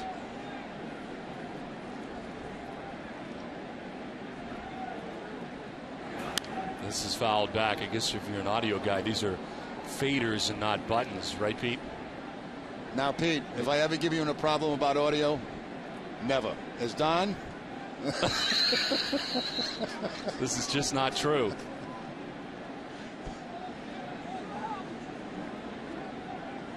So that's the truck. 3-2 pitch to Jones. There's ball 4, and down to first base goes Andrew Jones. Second time Lester has walked him. Only 2 walks for Lester tonight. Yeah, Lester trying to cut fastball, misses up high, it looks like. He does, and Andrew Jones for the second time will walk down to first base tonight. There's a lot of cables on those trucks out there, aren't there? I mean, one of those cables go bad, we might not be on the air. That's it. I never had any idea there's that many wires coming out of that truck. And the great crew puts them all together for us here, night in and night out. They do a terrific job. Especially during the first couple of months when it is so cold here at Fenway Park for those who are not in the truck. And tonight after the game's over, they got to break it all down as Fox comes in and ESPN comes in for the rest of the weekend. And that's a lot of hard work. Here very early in the day getting ready for tonight's game, and of course the setup for the booth and everywhere else around the ballpark, all the camera spots around Fenway Park, and we appreciate all they do.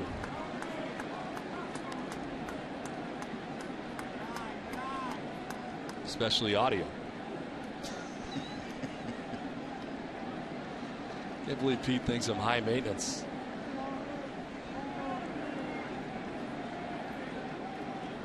Russell Martin batting with Andrew Jones at first base, nobody out.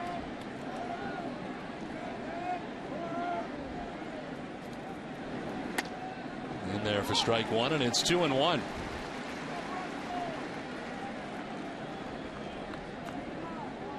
Lester, who has 6 strikeouts through the first 4 innings, has given up just 2 hits and has a 2-0 lead. Thanks to an RBI double by Jacoby Ellsbury and a solo home run by David Ortiz. Still not a lot of breathing room. 2-2.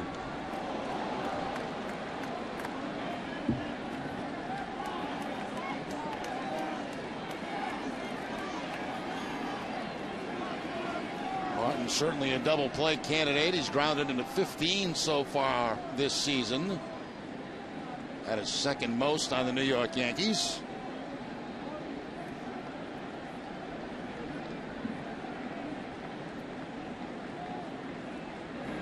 Swing and a miss. Strikes out Martin. It's 7 strikeouts for Lester. Well, it's time now for the flamethrower, brought to you by Cholula Hot Sauce. Cholula brings the heat and the flavor too. John Lester's performance throughout his career against the Yankees has been impressive. He's 8-1 with a 3.56 earned run average in 14 career starts against New York, including 2-0 this year. The flamethrower is brought to you by Cholula Hot Sauce. Cholula brings the heat and the flavor too. He's got 7 of them up on the board right now. 1 out, 1 on here in the 5th, and here is Jorge Posada. Curveball from John Lester to pick up the strikeout against Martin. Strikeout high for John Lester on the season, 11.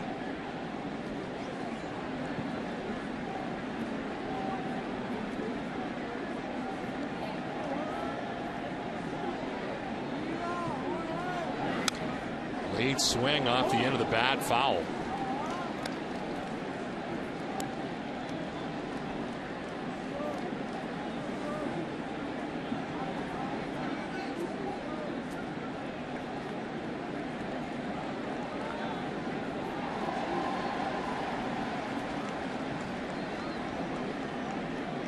Jones, who walked to begin the inning, is his lead at first, 1 out, and a 1-1. Is outside, ball 2. Lester up to 71 pitches, works with 1 out here in the 5th inning. Red Sox got some valuable innings last night from Andrew Miller after the starter Eric Bedard went the first 5 innings, working his way back, and his first outing in a Red Sox uniform went well. Red Sox were into that pen early last night. It's outside, ball 3.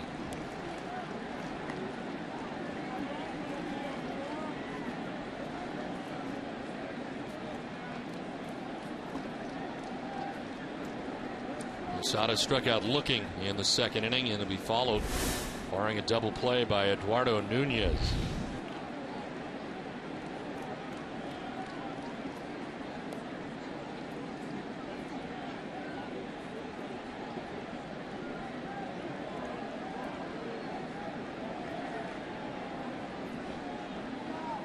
Lester with a 3-1. In the air to shallow right center. In comes Reddick to make the running catch. Can make it too. Throw is on the mark, and the inning is over. Where Andrew Jones was headed, I don't know, but he's out number 3. Halfway through this one, Red Sox have a 2-0 lead.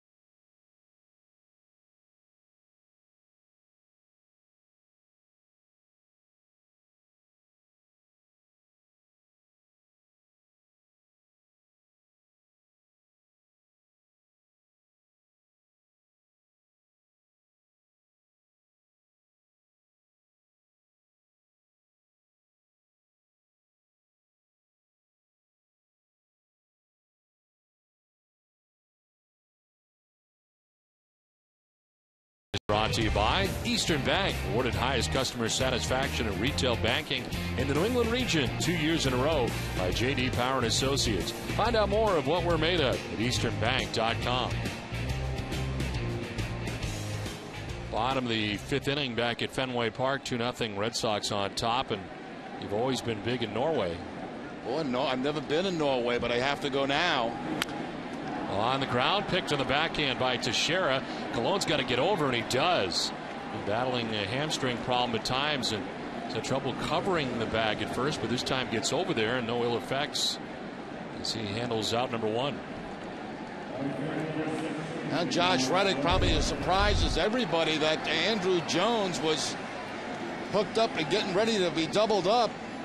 He did not have a good read at all on that. The ball was hit high in the air. Reddick got a good jump on it, and Andrew Jones doubled up at first base. Poor base running play right there by Jones. 1 out for Josh Reddick, who takes it low and inside. Have you ever been in Norway, Don? No, I have not. I never have either. They say it's beautiful.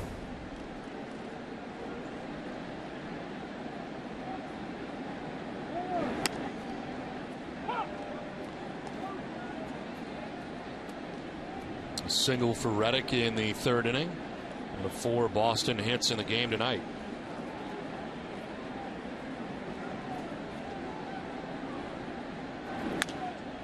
Popped up, foul ground, will get back and out of play. Eduardo Nunez going as far as he could as Reddick falls behind 1-2. He has cooled off a little bit lately after an incredible start here in this current stint for the Red Sox, and for Reddick now seeing time on a regular basis in right field. He's doing that before J.D. Drew went on the DL, but especially after.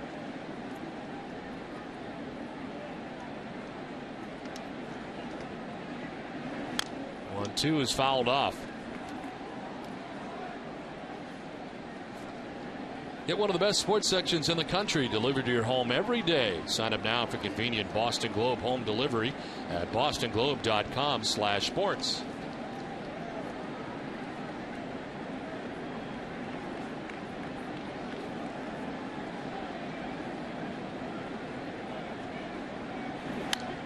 In on the hands and fouled off. Cologne throwing at 96. By design that time, going upstairs against Josh Reddick. They know he's a good low ball hitter. Trying to get that fastball up and by him, and Reddick fouls it off.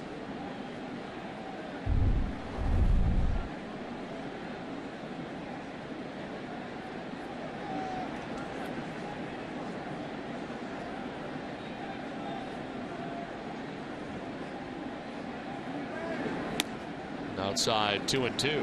One of the few changeups that Cologne has thrown tonight. Jack Welch here at the ball game tonight.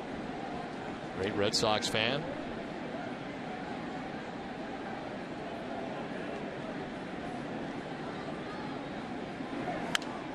In the air, foul down the left field line. Still 2-2. Reddick turning in a good at bat.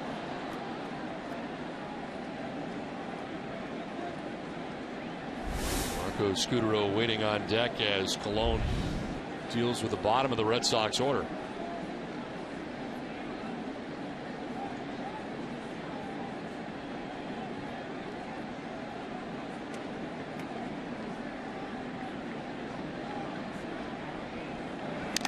Swing and a foul off Martin as it hangs at 2-2. Ninth pitch of the at bat is coming up. Fouled off 5 of the last 6 pitches.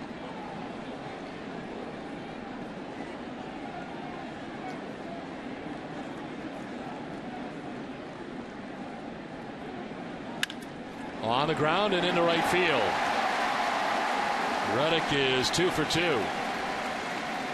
Well, the first base hit for Reddick was on a fastball from Cologne. This time he gets the slider and is able to pull it between the hole at first and second base. Slider that just stays out over the plate.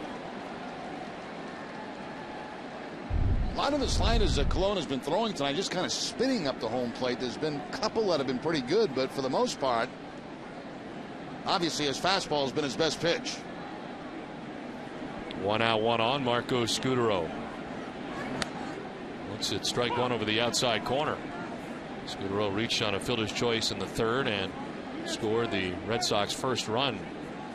Came around on a wall ball double for Jacoby Ellsbury that time gave the Red Sox a 1-0 advantage. David Ortiz with solo home run in the fourth, and it's 2-0.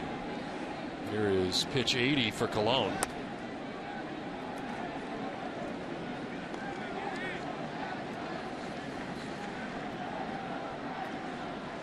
Again, the combination where you could see a hit and run.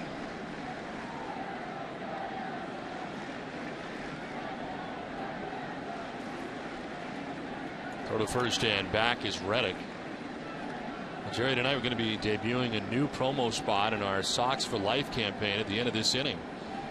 Sox for Life campaign is about Red Sox passion getting passed down from one generation to another over the years. And you see some of the spots: Ted Williams, Yaz, Johnny Pesky, Jim Rice, and Tim Wakefield with a number of years with the Red Sox. We have a new one that'll be coming up very soon. Good, looking forward to it.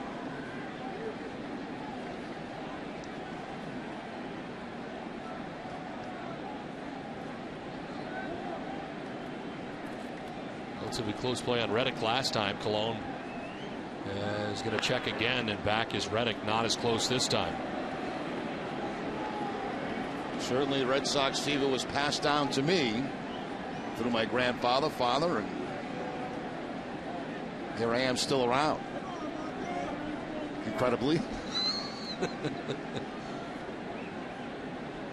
I know you passed it down to Dominic, your grandson. This is in the air to left. Back goes Andrew Jones onto the track with room to make the catch. The second out of the 5th inning is Reddick back to the bag at first.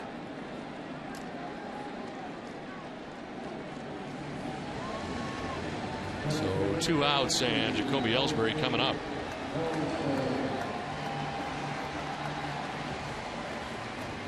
Ellsbury struck out looking in the 1st inning. He doubled in the 3rd.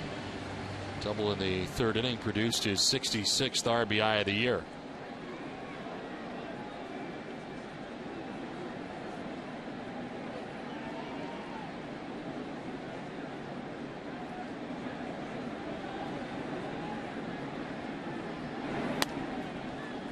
Ball 1. Saltalamacchia grounded out. Reddick singled to right. Scudero flying out to the warning track and left. 2 down. Runner at first and a 1-0 coming up to Ellsbury.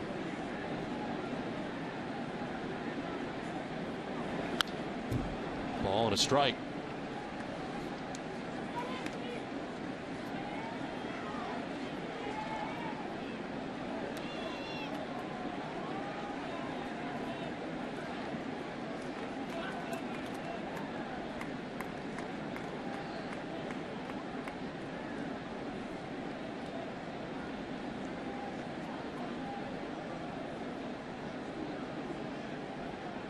Ellsbury waiting for a sign from Tim Bogart, looking down his direction, but Bogart's already given the signs. Now he will again.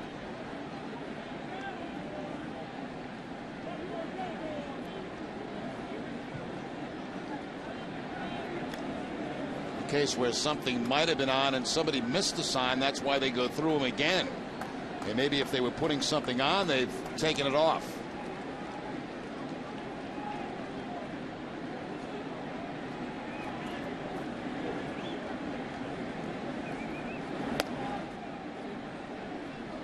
Hopping up like he was going to fire to first, does not, and it's 2-1.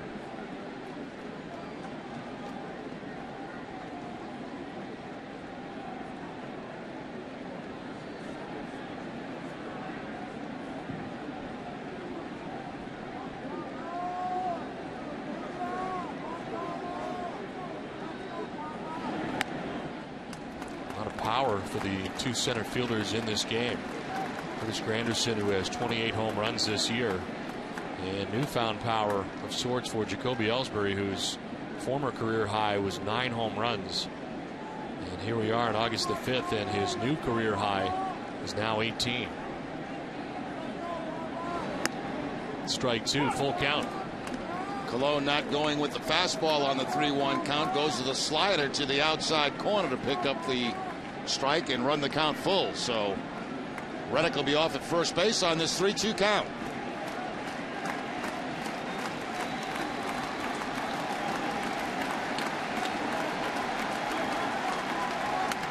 Ellsbury lays off. Did it go? No. Down to first goes Jacoby. First walk given up by Cologne.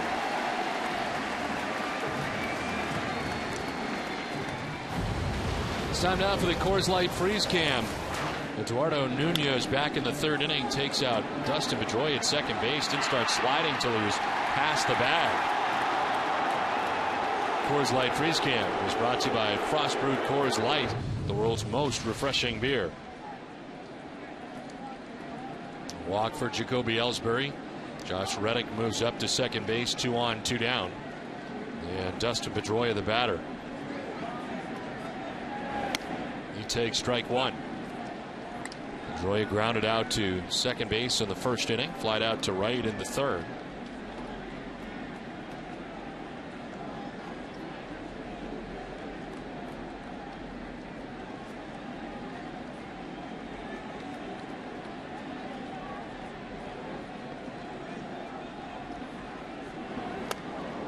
First time these 2 teams met as that pitch comes in.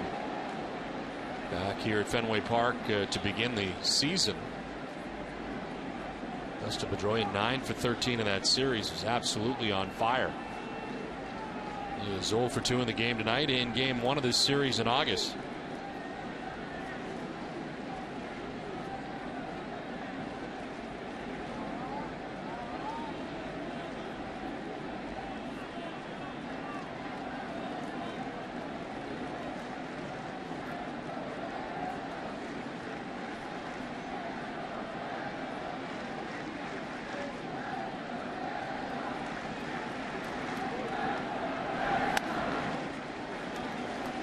2-1.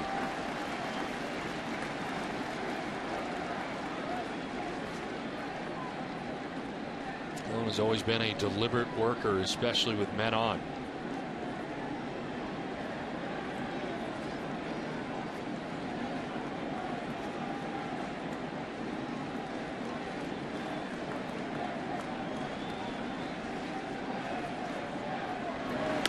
Outside again, 3-1. 94, but outside. Rothschild and Joe Girardi look like a couple of guys who are going to start to think about the bullpen. And a call headed in that direction right now.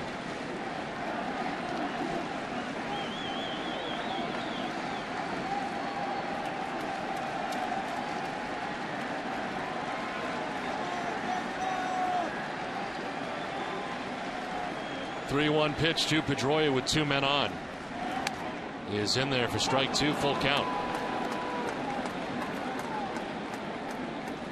First action for the Yankees will be Boone Logan, who's now just stretching, but he'll be warming here momentarily.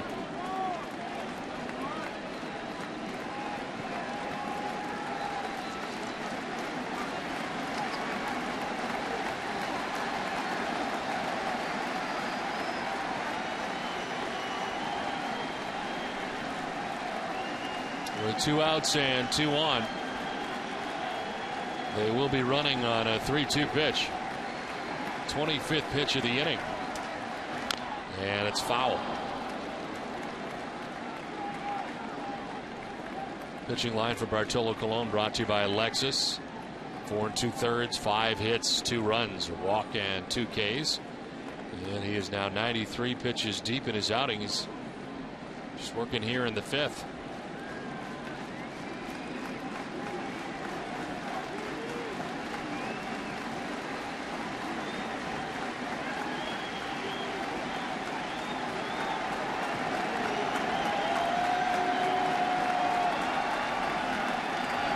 Pedroia chops it up the middle softly. It'll be Cano who'll bobble it, and he will reach.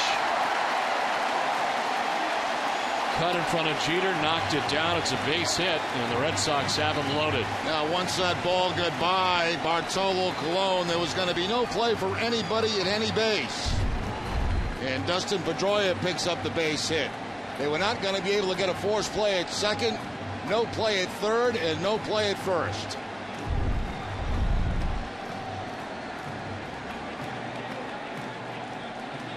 Yankees need a catcher out in the bullpen, and it looks like Cervelli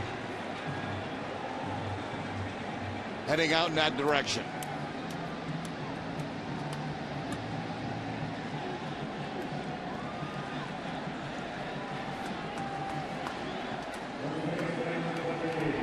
So bases loaded and 2 down. A chance here for the Red Sox to add to their 2-0 advantage. And here is Adrian Gonzalez.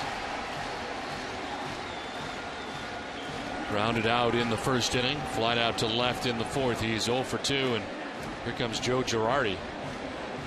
Can't imagine that Boone Logan is ready. Apparently he is. He literally just got up. He is up and he is into this game. That's it for Bartolo Colon. It's 2-0 Red Sox.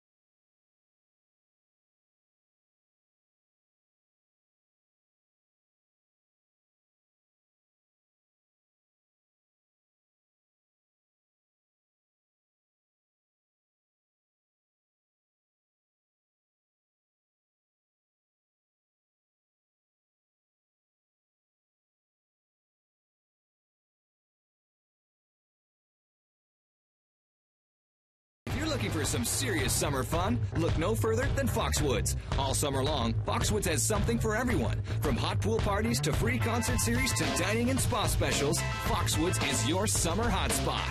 Visit foxwoods.com for details.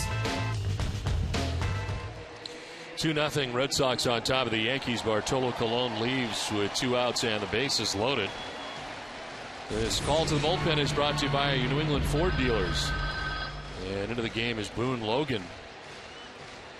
Seen some guys warm up quickly, but this takes it to a new level.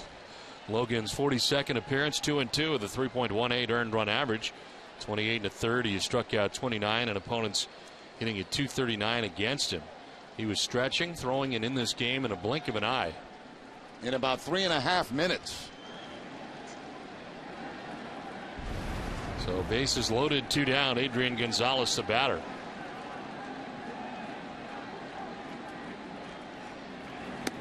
Adrian takes strike 1. Joe Girardi trying to keep this game in check right now, going lefty against lefty. Especially the way John Lust has been throwing so far in the game for the Red Sox. Boone Logan has held opponents to 4 runs in his last 22 appearances. Swing and a miss, and he's ahead of Gonzalez, 0-2. Fools Adrian on a slider that time, so he's seen the fastball, and now he's seeing the slider from Boone Logan. And you don't see Gonzalez take swings like that very often.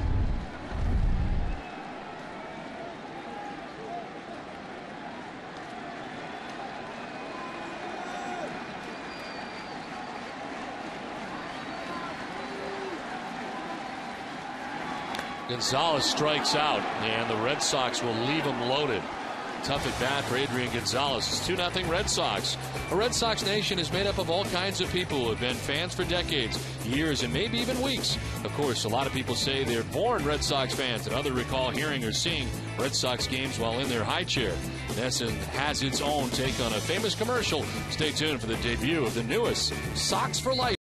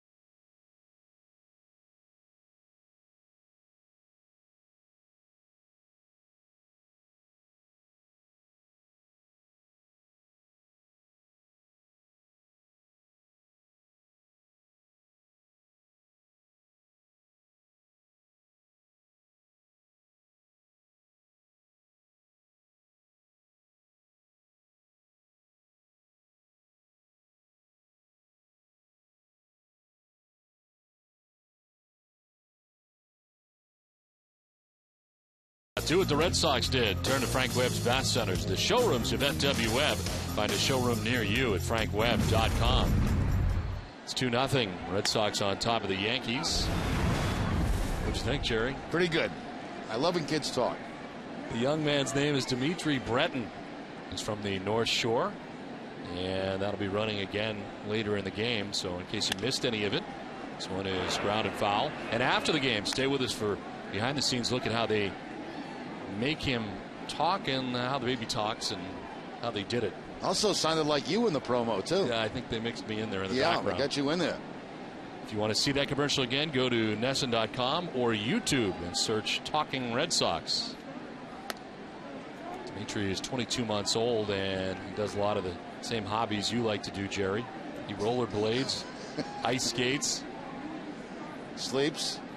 Sleep is on his list. Loves phones, the computer, pretty much anything with buttons that he can push. I wonder how much they paid him for that. He's got to hand it over to his parents, right? He's got an agent. Yeah.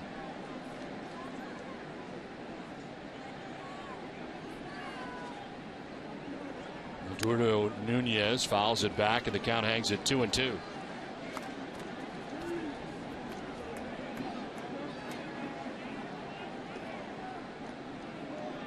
Nunez with a bunt single back in the third inning.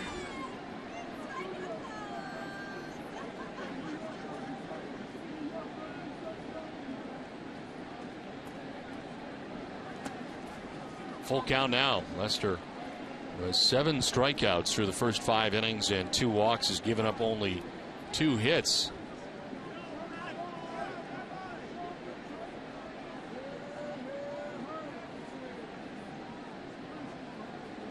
His 80th pitch of the night. Nunez fouls it back.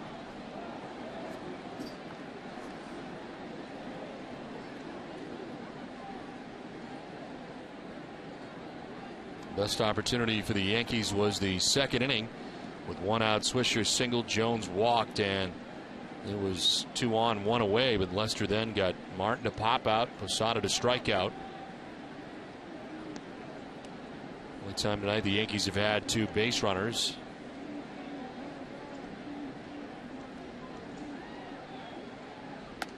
There is ball 4 and a leadoff walk for Nunez. Send it down to Heidi. Don, the last time the Red Sox played the Yankees was in New York when Dustin Pedroia was sent back to Boston for an MRI on his knee. Now, since that reassurance that Pedroia was not going to do any further damage to the knee playing through the pain, he has been on an absolute tear at the plate. Terry Francona talked about it today. He went and got reassured that he couldn't hurt himself, and he has been some kind of player since. I mean, he's always a good player, but it's kind of, I mean, it's hard to go from 250 to 310 with a lot of at-bats, and he's managed to do that. He's stealing bases, he's hitting home runs, he's playing defense. It's been tremendous. Now, this manager interview is brought to you by Bigelow Tea, Terry Francona's green tea of choice. Pedroia is batting .382 since June 4th. That was 2 days before that series in New York. He has hits in 49 of the 53 games since then with 11 home runs. Don? All right, Heidi, thank you very much. Incredible numbers for Pedroia. He can raise the batting average faster than anybody I think I've ever seen. He was hitting .239 2 months ago. This is up the middle and into center field. Nunez touches second. He will stay there on a single by Derek Jeter. First hit of the night for Jeter, and first 2 have reached here for the Yankees in the 6th. Well, Jeter came into the game a .333 hitter against John Lester, and that's what he is tonight. 1 for 3 against Lester with this ground ball back up the middle.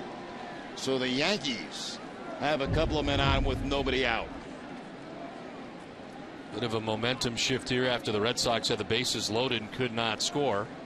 And all of a sudden now here in the top of the 6th, the Yankees have got the first 2 on. There's Granderson is 0 for 2. He struck out swinging and lined out to left.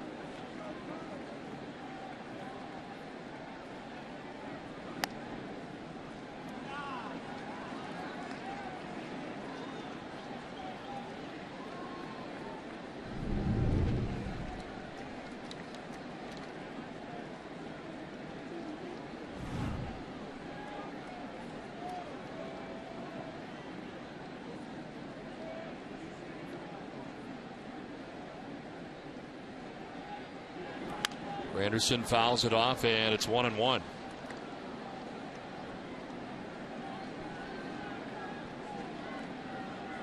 Steven Tyler, you may have noticed him behind home plate tonight.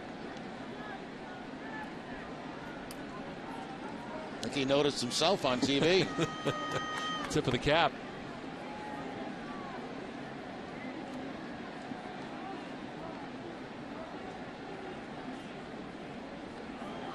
Swing and a miss on a pitch up, and it is 1-2. Once again, the cut fastball from John Lester, keeping it away from Curtis Granderson, straying away from his power.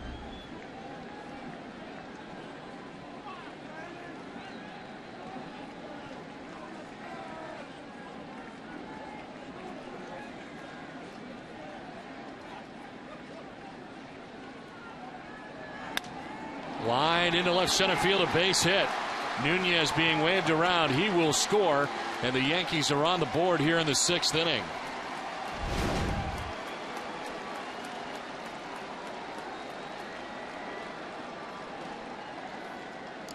Now once again the cut fastball, but this time contact by Granderson as he takes it in the left center field for the base hit. Almost the same location, maybe up a little bit more, and Granderson this time makes contact. Up over the head of Marco Scudero. First run comes across for New York.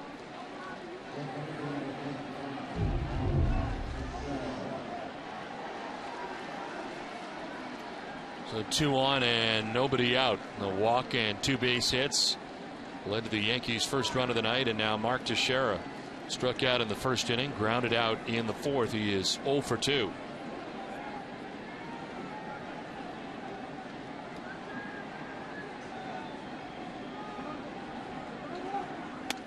As he takes strike 1.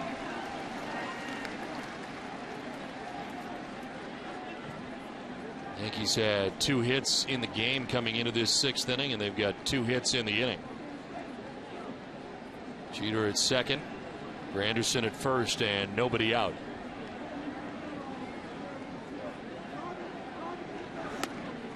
Ball 1.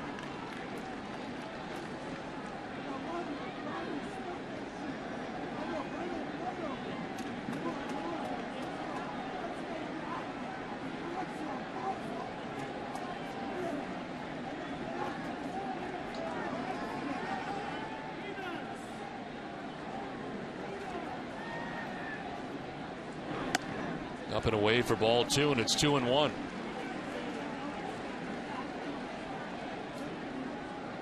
Lester coming into this outing tonight 11-4, with a 3.17 earned run average. His 21st start, and he has been incredible against the Yankees. Posted to a 2-0 lead. The Yankees have gotten 1 run back and threatening for more here. Teixeira takes ball 3.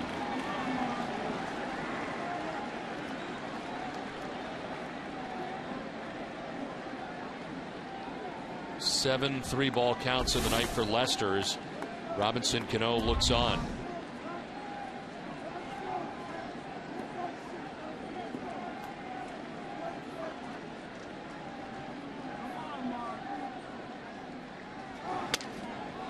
Ball 4.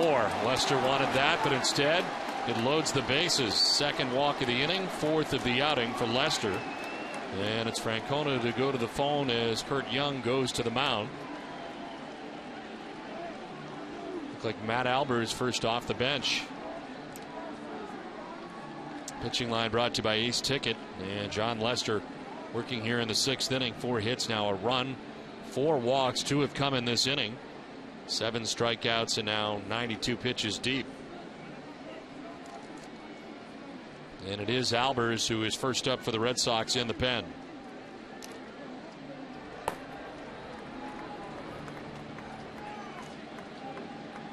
I want to remind you to follow the Red Sox with MLB.com @bat11 for your iPhone, iPad, Android, or BlackBerry.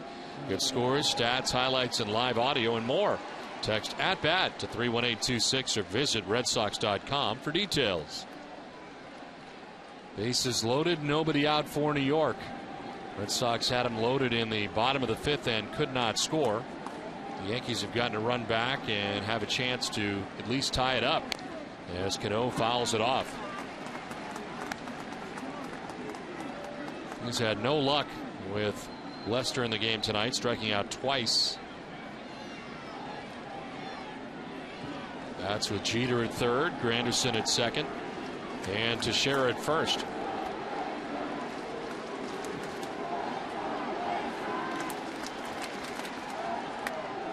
Ball 1, 1-1.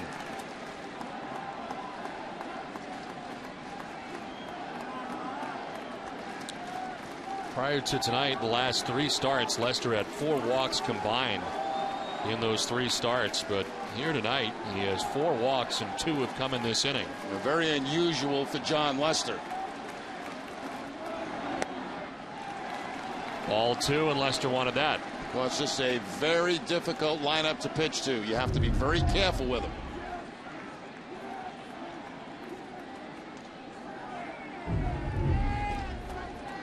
Five walks, the season high, back on May 10th against Toronto. Swisher waits on deck. Nobody out in the inning. Outside, ball 3.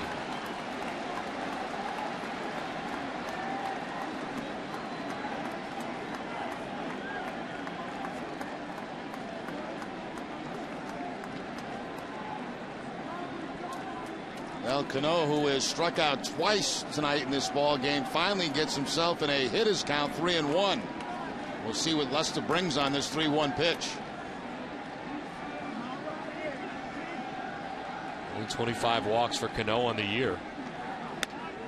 As he takes strike 2. He didn't think so. Full count. And brings a pretty nasty fastball on the outside corner. Cano probably thinking middle in. Instead, he gets a fastball on the corner away.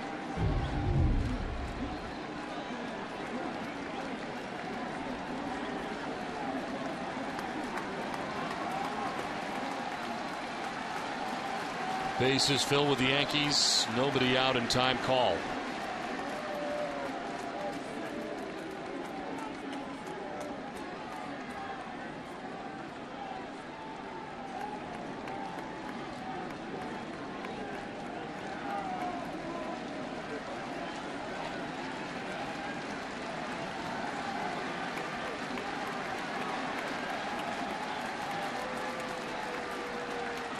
Cano slices it foul, back and out of play. And back to the cut fastball for John Lester. Cano fouling it off. It's a pitch he struck him out on. Actually did not strike him out on a cut fastball. It was a curveball last time up. He's already got Cano twice, once in the second, once in the 4th inning.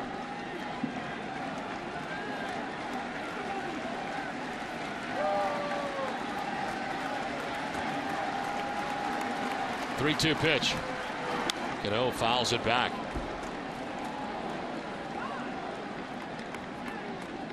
The 8th pitch of the at-bat coming up. He's got kind of a playoff feel here tonight at Fenway Park. Every pitch with great importance. And the next one will be number 100 of the night for John Lester. Lackey will have the duty of pitching to the Yankees tomorrow. This will be the 15th time Lester has thrown 100 pitches or more. As Cano's back out again.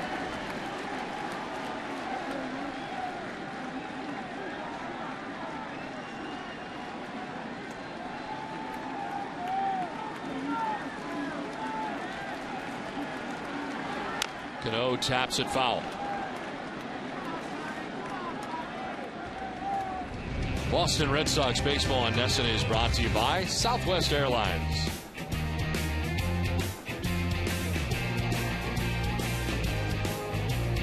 Eduardo Nunez walked to be in the inning. Derek Jeter's single. Granderson with an RBI single. Teixeira walks. Bases loaded. Nobody out in a one-run game now.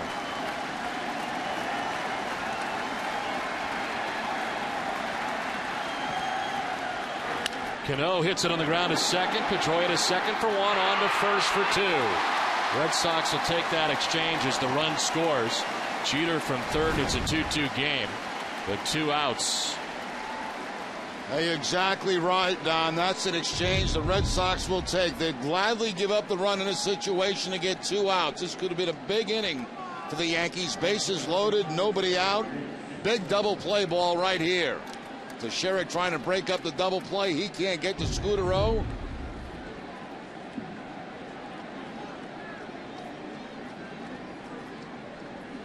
So it is a 2-2 game now with Granderson 90 feet away at third base and Nick Swisher standing in. Swisher with a single back in the second inning, struck out swinging in the 4th inning. A 1-for-2 night.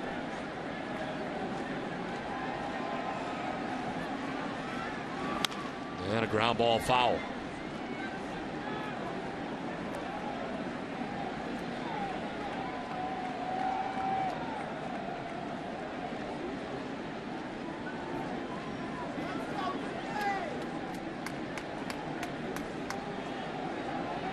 Cheaters scoring the second run for New York in this inning after a 9-pitch at bat for Cano.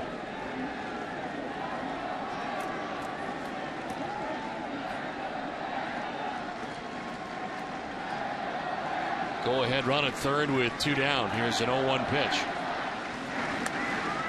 Just outside, 1-1.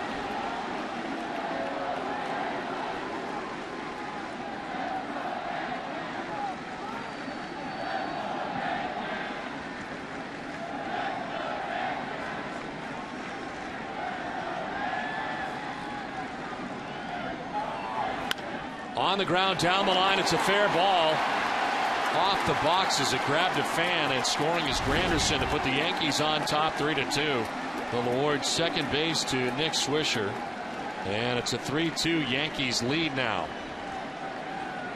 A big base hit right there by Swisher after the double play. Looked like the Red Sox might get out of the inning.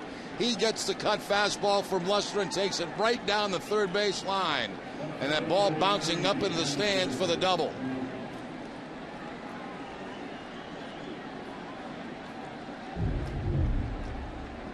Swisher picks up his 63rd RBI of the season.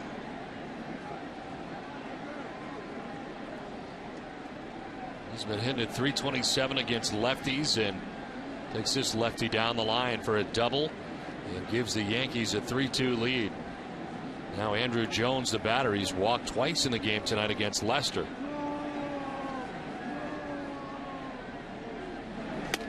And it's ball one outside. This Fenway Park crowd has become silent. Red Sox had a big chance to add to their 2-0 advantage in the 5th. But the bases loaded and 2 outs when Adrian Gonzalez struck out to end the inning. And the Yankees have answered the very next inning with 3 runs to take the lead. 1-0 is fouled off. We talked about it last inning, Don, bringing in Boone Logan. Certainly Joe Girardi didn't want to give Adrian Gonzalez a chance to pitch against Adrian Gonzalez. Went to Boone Logan, got the big strikeout. Now the Yankees come back to take the lead 3-2.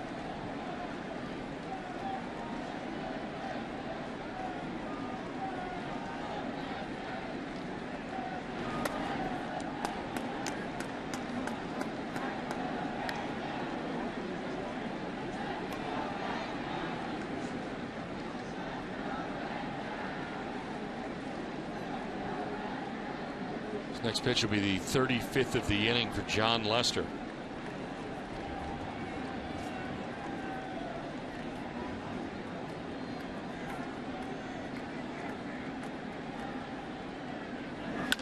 On the ground up the middle, Scudero ranges over, grabs it, and throws out Andrew Jones to end the inning. The Yankees score 3 times, take a 3-2 lead. Big Papi homered earlier in the game. He'll try to lift the Red Sox when we come back to Fenway Park.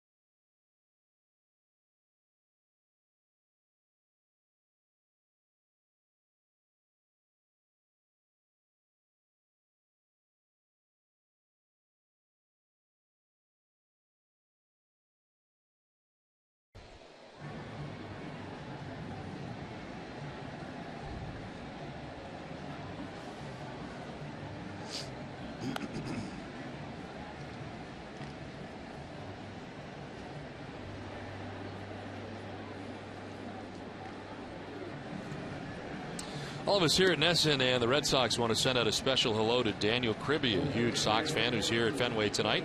Dan was diagnosed with necrotizing fasciitis, which interrupted his teaching career after many surgeries. He's finally on the mend and plans to return to the classroom to continue to inspire his students this fall. Great to see him at Fenway Park tonight. We head to the bottom of the 6th inning. Red Sox now trailing by a run.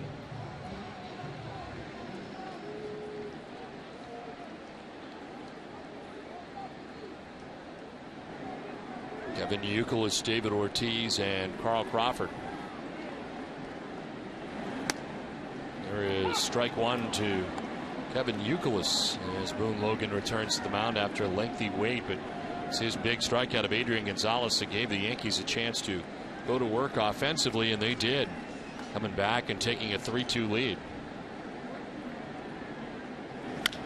On the ground left side, Jeter at short, rounds behind it, throw in time. One out in the 6th. It's time now for the road ahead, brought to you by Safeco Insurance. This weekend, the Red Sox and the Yankees move over to the national networks. But on Monday, NESN is back with you when the Sox head to Minnesota. Sox fans will hope not to see history happen. Jim Thome is stepping to the plate for the Twins. Thome enters the weekend 2 home runs shy, becoming the 8th member of the 600 home run club. Thome has 35 career homers against the Red Sox, but none since 2008. NESN's live coverage begins with Monster Monday at 5:30. On to the Twin Cities in their beautiful new ballpark. Red Sox opened it up last year on opening day in Minnesota And haven't been back since. David Ortiz grounded into a double play in the 2nd inning and homered in the 4th.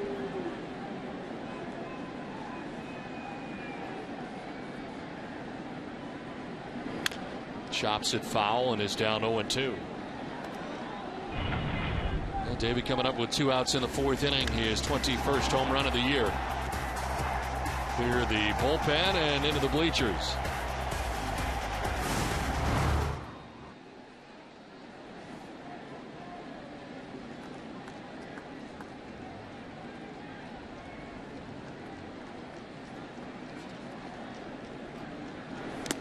Two is in the dirt, 1-2. There is action for New York. Corey Wade, right-hander, up in the pen.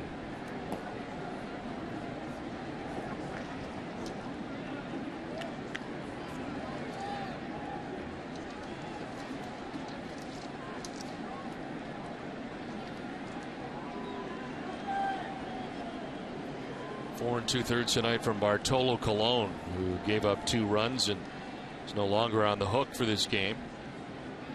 1-2 is in tight as Ortiz jumps back out of the way. 2-2.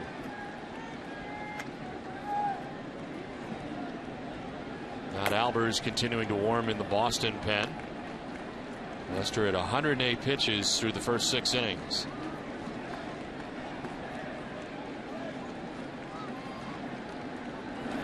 Ortiz fouls it off, and that gets a piece of Russell Martin. Rattles the mask right there of Russell Martin pretty good.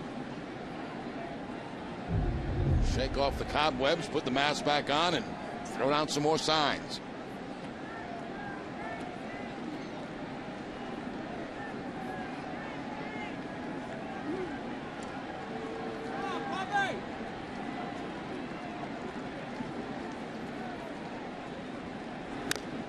Another foul, still 2-2. Logan facing his 3rd batter since coming into this game. He struck out Gonzalez with the bases loaded in the 5th, a huge strikeout. And then he gets Youkilis to ground out to begin this inning. The strikeout coming in the 5th with Reddick at 3rd, Ellsbury at 2nd, Pedroia at 1st, and way out of the strike zone, but Gonzalez could not hold up. Wasn't a real comfortable at bat at any point for Adrian Gonzalez. Now, similar, it was very similar to that last pitch he just threw David Ortiz. Ortiz getting a better look at it than Gonzalez did.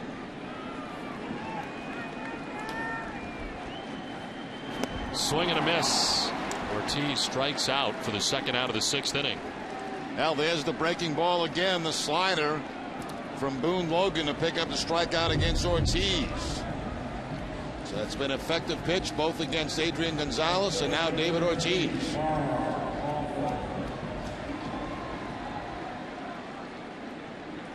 The lefty coming up in Carl Crawford with 2 down here in the 6th inning. Crawford grounded out in the 2nd, struck out swinging in the 4th inning. Colon had 2 Ks. Boone Logan has 2 Ks. There's a foul back to the screen.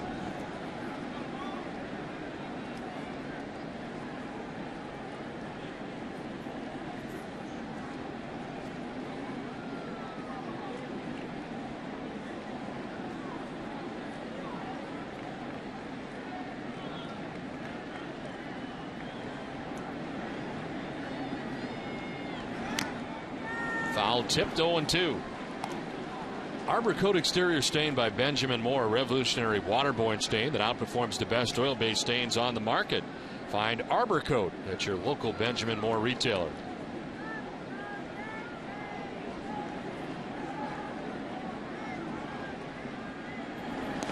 In the dirt, and it's 1-2 now to Crawford.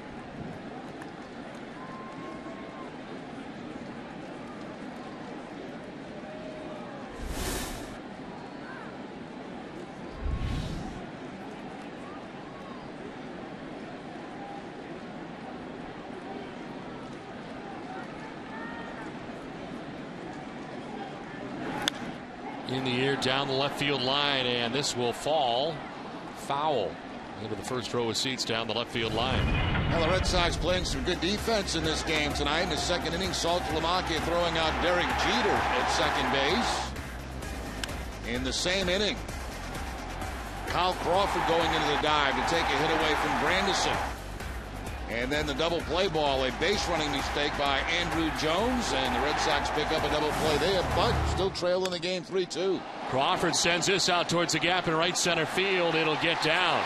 Swisher cuts it off, spins and fires back in, but it's a double with 2 outs for Carl Crawford. Nice play by Swisher to cut that down. Otherwise, it goes into the triangle, and Crawford would be on third. You might be talking about 4 with his speed. Breaking ball at times stays out over the plate, and Crawford able to make good solid contact, and it was a nice play out there by Nick Swisher. Tracking that ball down, gets to it, and quickly gets it back in to hold Crawford to the 2-base hit.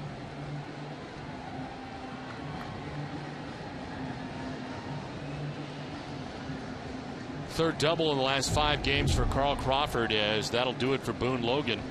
He departs with 2 outs in the inning. Pitching change from Fenway.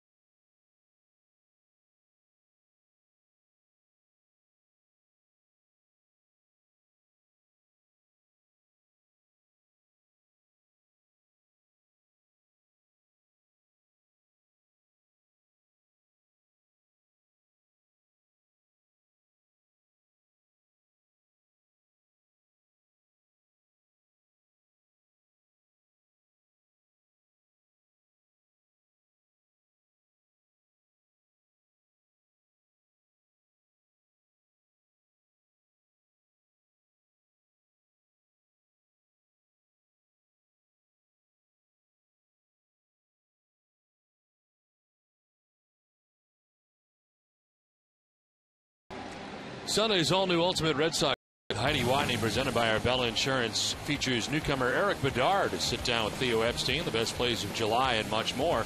Catch the Ultimate Red Sox show Sunday at noon. Boone Logan departs. Yankees have a 3-2 lead. He's responsible for Carl Crawford at second base, as Jared Saltalamacchia stands in and sends one foul. Corey Wade into the game for New York. 17th appearance, 2-0, 1.89 earned run average, 13 Ks in 19 innings, and opponents hitting at 203 against him.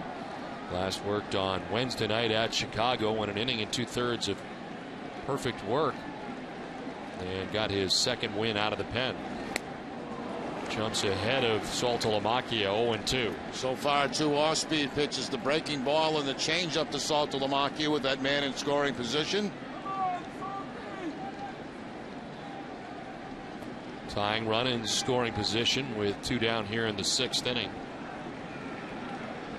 Wade, originally a Dodgers 10th round pick in 04.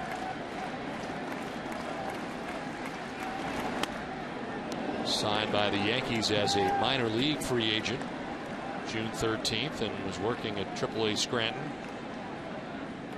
Made his Yankees debut June 15th. And now it is Martin headed out to talk to Corey Wade.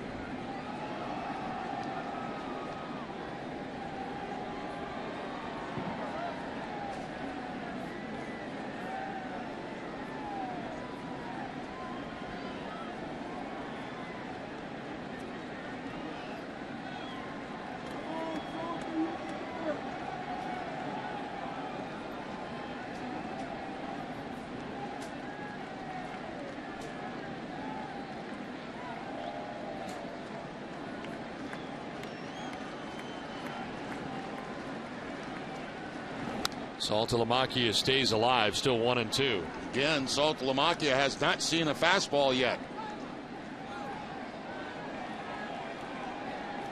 Change up one more time from Wade. This one stayed up in the zone, but Saltalamacchia fouling it straight back.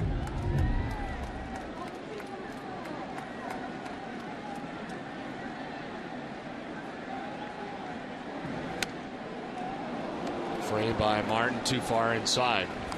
Good pitch there. All the soft stuff, Salty, and then fastball just missing the inside corner. Everything had been away. Comes inside, but just missed.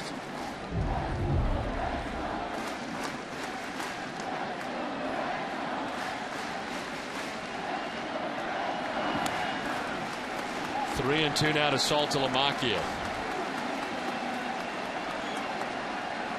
First time Corey Wade has ever faced the Red Sox. Big spot here with the tying run in scoring position. 2 down. Reddick waiting on deck.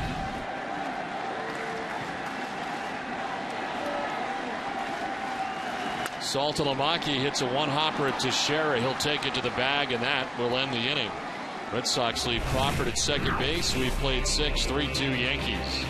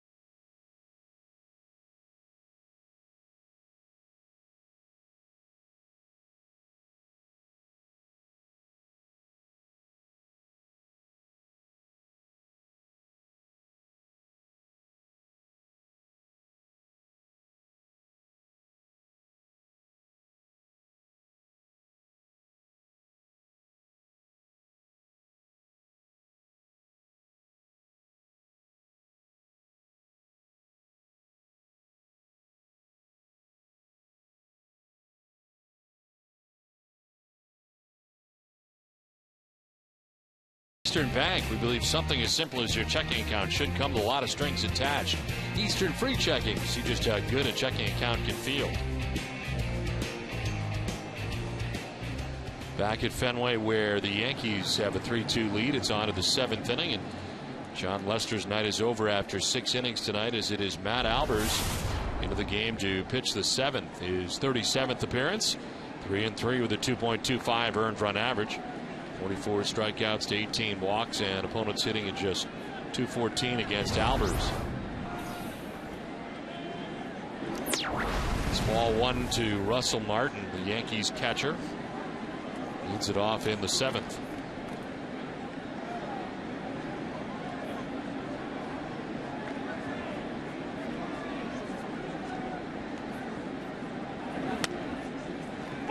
Action in the Yankees pen as Rafael Soriano, who was on the DL the last time the Red Sox played the Yankees, back in the pen again and warming up.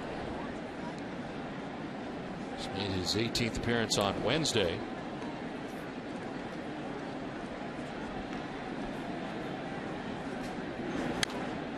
Foul back off to the right, and it's 1-2. Last Saturday was his first appearance back for the Yankees since May 13th, when he pitched against the Red Sox and had to leave the game, and was on the DL for a long time for the Yankees, but they get him back.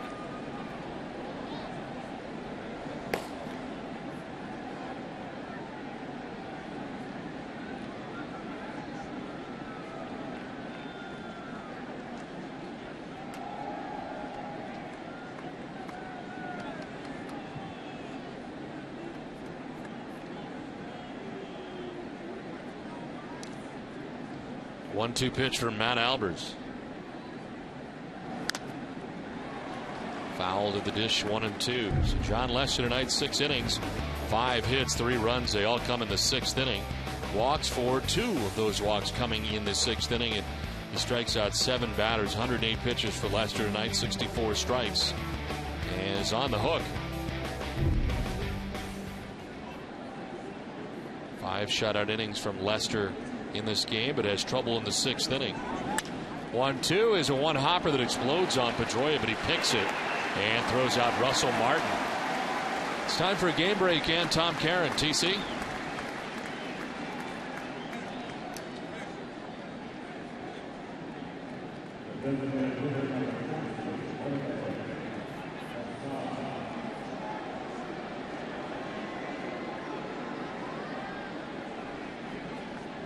Okay, Tom, thanks very much. Here it is, the Yankees on top of the Red Sox, 3-2.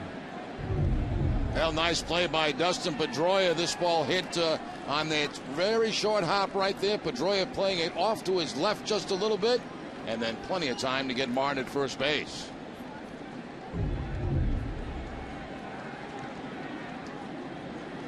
So 1 out in the 7th inning. Jorge Posada, who is 0 for 2. Posada turns around here to bat from the left side now with John Lester out of the game and Matt Albers on the hill. Posada struck out looking in the 2nd inning.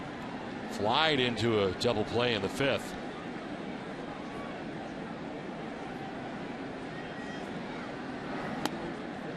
And strike 1.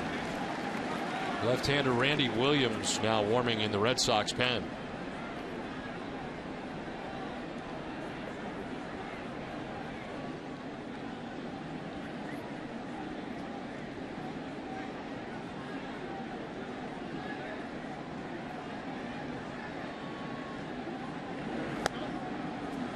Two and 1.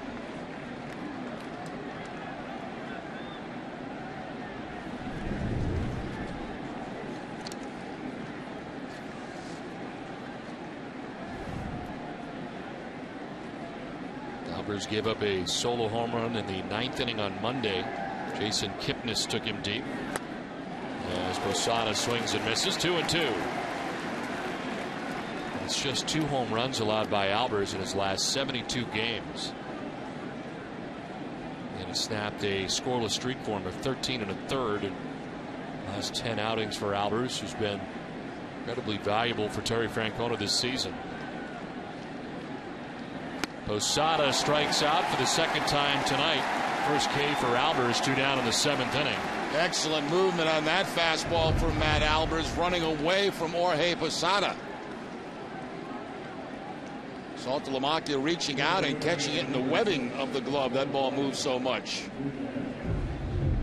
Dunkin' Donuts is in its 13th year of hosting local youth groups and charitable organizations in the Dunkin' Dugout. Special seating section at Fenway Park. Thousands of children have had the chance to catch a Red Sox home game thanks to Dunkin' Donuts. 2 outs in the 7th inning. Eduardo Nunez takes ball 1. Nunez had a bunt single in the 3rd inning and then walked in the 6th inning. Scored the first Yankees run of the night.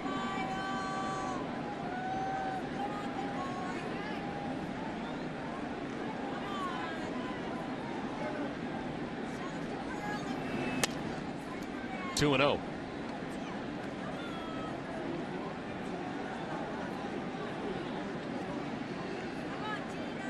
Just 2 runs allowed by Albers in his last 20 outings. Covers 23 1/3 innings.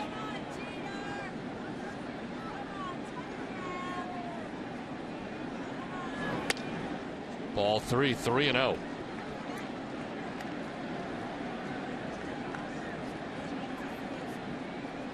Eric Bedard and Tim Wakefield talking it over last night. Bedard in his Red Sox debut, 5 innings, giving up 3 runs. Not part of the decision here last night as the Red Sox dropped game 4 of the series to the Indians. There's strike 1, 3 and 1.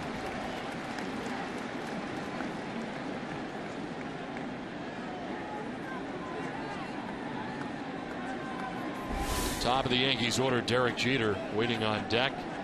There are 2 outs here in the 7th inning.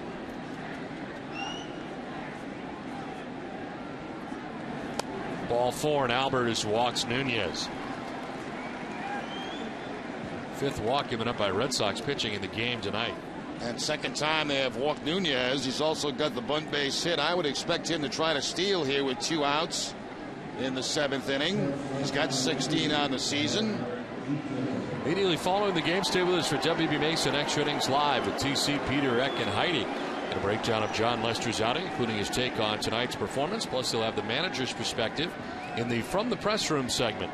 So coming up right after the game on WB Mason Extra Innings Live. 2 outs in the 7th. Nunez at first, and Albers will try to keep him close. Obviously, if he steals in second base, he gets in scoring position for Jeter. If he's thrown out, Jeter leads off the 8th.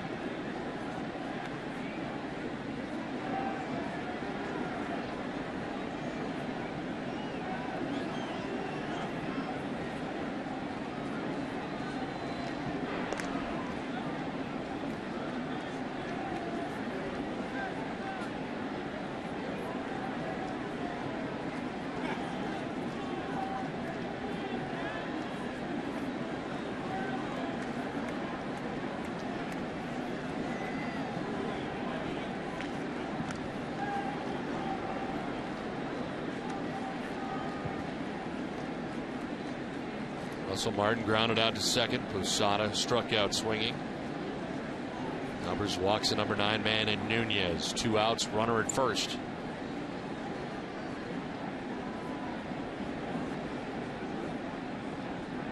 There goes Nunez. They pitch out. Guess right. Now can they get him?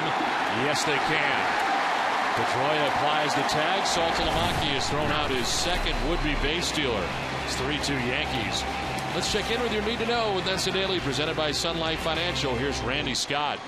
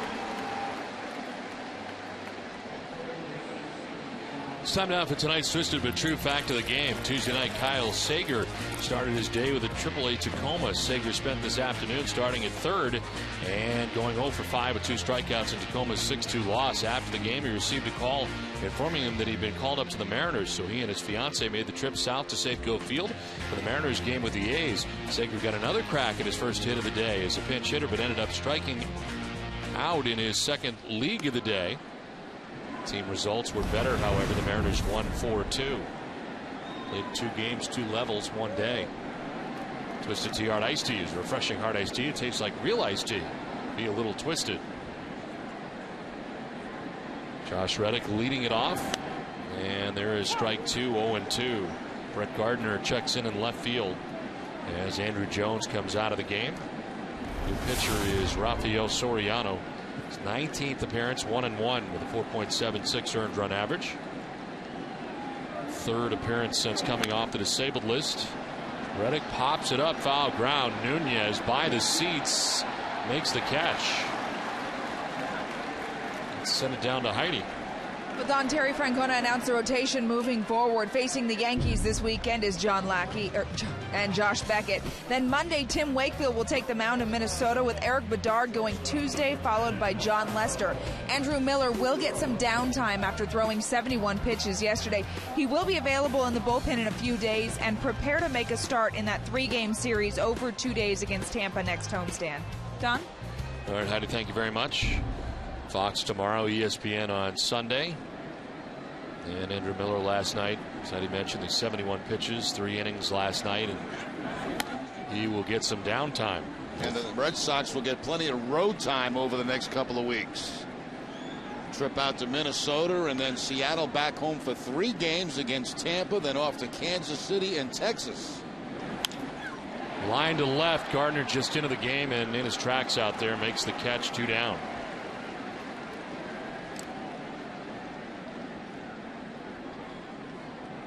Yeah, this next stretch is not pretty for the Red Sox. No, it's a long time on the road and a very brief homestand with 3 games to be played in 2 days against the Tampa Bay Rays.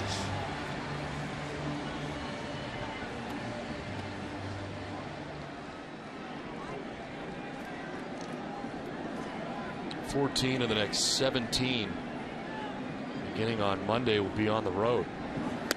Pitch is in there for strike 1. And the Red Sox will cross the country. Make their 2nd West Coast trip of the year. The 1 is outside, 1-1.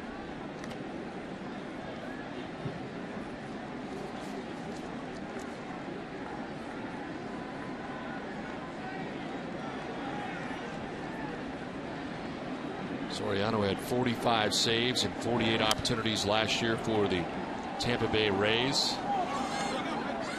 Set the Rays franchise record. A career high in saves while ranking 3rd in the major leagues last year. 22 for 22 in home save opportunities last year for the Rays. But he comes to New York as a setup man for the greatest. 1-2 is fouled off.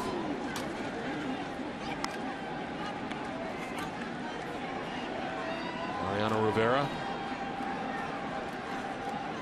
1,021 career appearances. Needs 1 to tie Jose Mason. Lee Smith for 10th place, baseball's all-time list in games pitched. 1-2 is fouled off. He's already reached the 25 save plateau for the 15th straight season.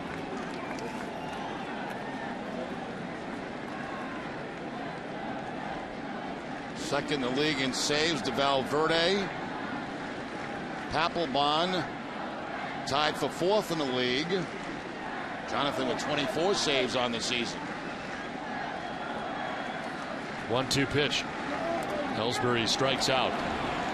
It's a 1-2-3 7th for Rafael Soriano. The Yankees have a 3-2 lead.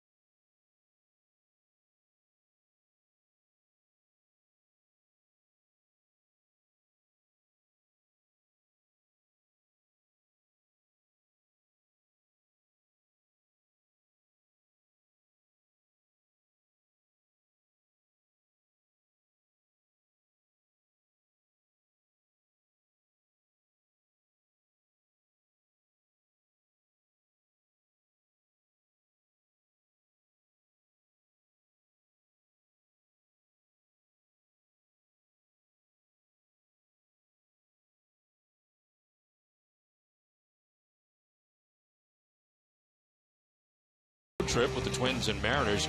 Plus, the Boston Globe's Peter Abraham will have the latest news from the Red Sox clubhouse. Our live coverage begins with Monster Monday at 5:30, and it's only on NESN. 8th inning back at Fenway Park. Derek Jeter leading it off and taking strike one. Jeter flied out to center field in the first, reached on a fielder's choice in the third, singled, and scored in the 6th inning.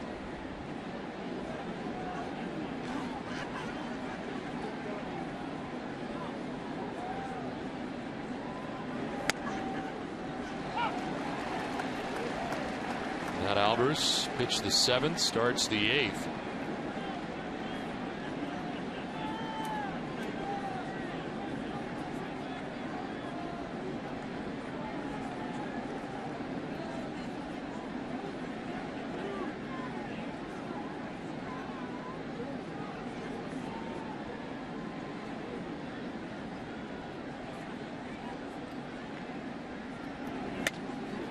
Just outside, framed by Saltalamacchia. Pretty close pitch, 1-2. A pretty nasty pitch there by Albers, just missing the outside corner if he did miss.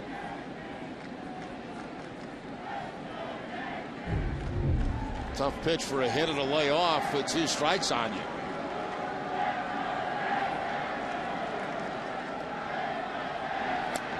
Runs inside this time, 2-2. John Lester tonight, 6 innings, 5 hits, 3 runs, 4 walks, 7 Ks, and Lester on the hook. 108 pitches. Randy Williams, who was up last inning, back up again. 2-2 pitch. He went around, striking out. Pitch inside, tried to hold up, could not. Second strikeout for Albers. Jeter looked like he was trying to get out of the way of this fastball that was tailing inside, but yet the bat comes across home plate in the process. And called immediately by the home plate umpire, Cooper.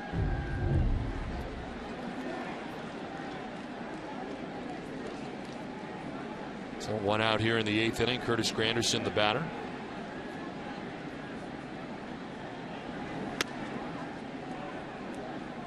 The Yankees have been very good at the end of games. David Robertson handling the 8th inning. It's going to be Jabba Chamberlain's job, Rafael Soriano's job, but it has been David Robertson who has been amazing at getting them to Mariano Rivera. David Robertson, an all-star this year for the New York Yankees. Very tough to be an all-star as a middle reliever. Ask Daniel Bard. That's how good David Robertson has been.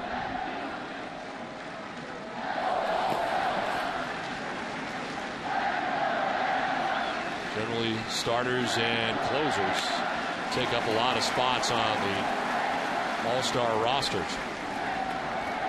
And Bard is as good as you can be in his role, not an all-star.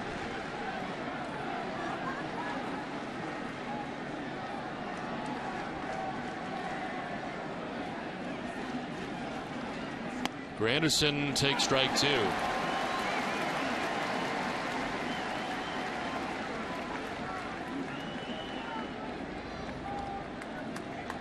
Granderson has struck out, lined out, singled to drive in a run. Mark Teixeira waits on deck here in the 8th.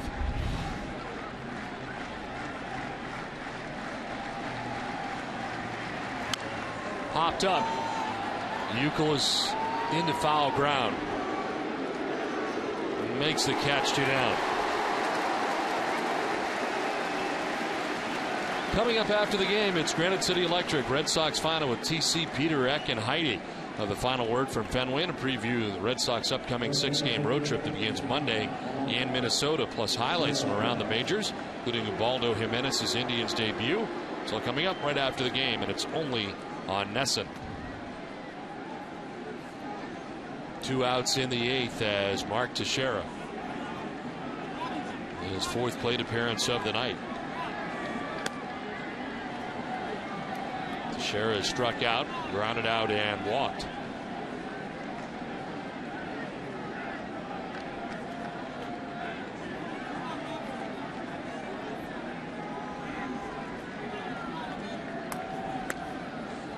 Strike one, 1-1. Albers trying to go 2 innings for the 9th time this season.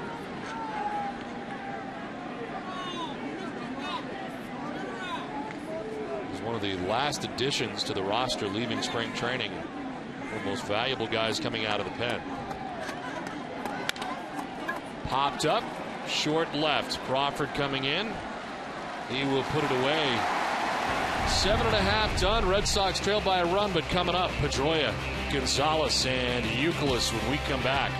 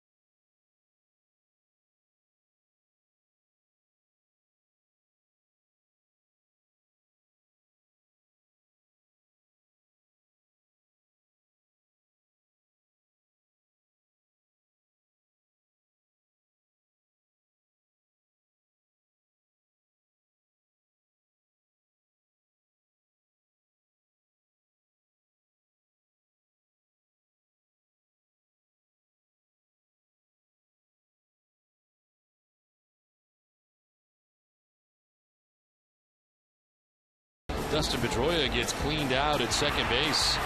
Nunez coming in hard. Red Sox had a 1-0 lead when David Ortiz came to bat in the bottom of the 4th, makes it 2-0. Big Papi gets his 21st home run of the year. Then the Yankees go to work in the 6th inning. Nick Swisher with a double that drives in the go-ahead run. And the Yankees have a 3-2 lead as we head to the bottom of the 8th inning at Fenway Park. In the game for New York is David Robertson. 47th appearance and some very good numbers. 3-0, 1.48 ERA, 68 Ks and 42 2/3. As the pitch misses high to Pedroia.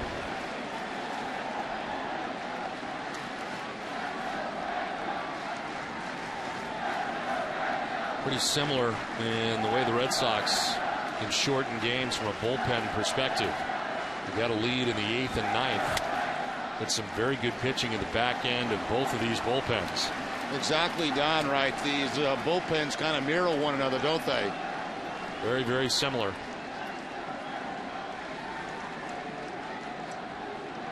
Both closers limbering up. One's got a lead right now. Pedroia rolls over the 2-0 foul. One's got a lead. The other one's hoping his club takes the lead here in the 8th inning. Good numbers for Dustin against David Robertson.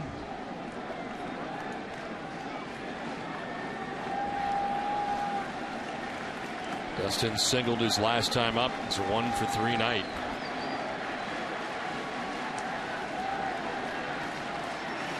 Swing and a miss. And geared up for the fastball was Pedroia. Got it. Couldn't do anything with it. 2-2. Again, that fastball at about 93 up above the letters of Dustin Pedroia.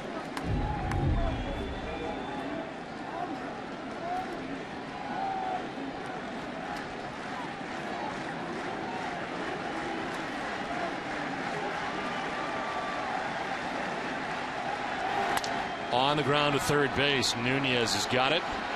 Throws out Pedroia for the first out of the 8th. Send it down to Heidi. Now it's time for the HP Touchpad MLB News and Notes. Cliff Lee was dominant last night in his first regular season start against the Giants in 2 years. He struck out 8 batters with no walks. He sat down 10 in a row at one point in his major league leading 5th shutout this season. And today, the Los Angeles Dodgers and Major League Baseball have agreed on a bankruptcy financing plan for the team. According to court documents, the league will provide unsecured financing of up to $150 million for the Dodgers. Don? All right, Heidi, thank you very much. 1 out in the 8th inning for Adrian Gonzalez, who is 0 for 3 in the game. Fouls it back to the screen for strike 1. Well, I think the Yankees, I think everybody figured heading into the offseason that Cliff Lee was headed to New York, and I think that includes the Yankees. They seem to put all their eggs in one basket heading into the free agent offseason. When it didn't happen, they really didn't have a plan. And then to make matters worse, Andy Pettitte retired. All of a sudden, they're missing 2 big parts of their rotation. Gonzalez didn't go. I think Lee surprised a lot of people by going back to Philadelphia. I think most thought that if he did not go to the Yankees, it was back to Texas, where he appeared to be very comfortable. Yep. But the Phillies came in the end. And part of a very strong Philly rotation, obviously. They are supposed to get Roy Oswalt back and be part of what is an amazing rotation. Pretty tall task for anybody that has the Phillies in a playoff series. This is to left as in comes Gardner to make the catch. 2 down.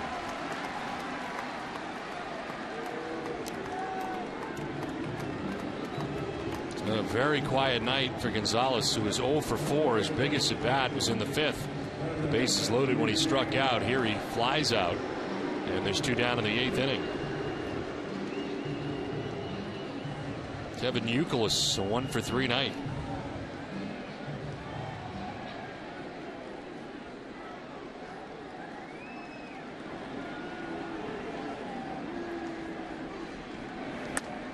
There's strike 1 over the outside corner. Robertson is the 5th Yankees pitcher of the night. Bartolo Colon give up the 2 runs the Red Sox have in 4 2/3, and he was initially on the hook, not any longer. Lined and caught and short by Jeter. Robertson enjoys a 1-2-3/8. We head for the 9th, 3-2 New York.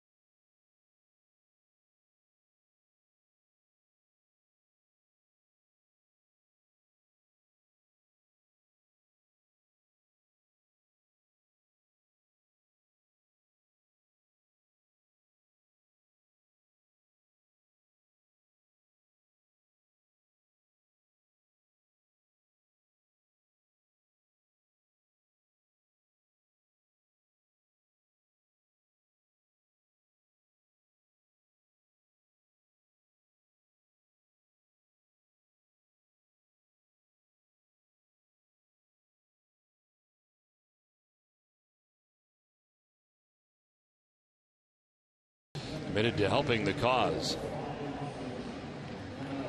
Ninth inning at Fenway Park, 3-2. The Yankees on top. Red Sox move on to Randy Williams, who comes in here for the ninth. His 7th appearance, 0-1, 7.04 earned run average. And he takes over from Matt Albers, who went 2 innings for the 9th time this season. Albers did not give up a hit nor a run. Walked a batter and struck out 2. Alfredo Aceves warming in the Boston pen as the inning starts, and as you might imagine, the Yankees pen has Mariano Rivera. Robinson Cano to lead it off in the 9th.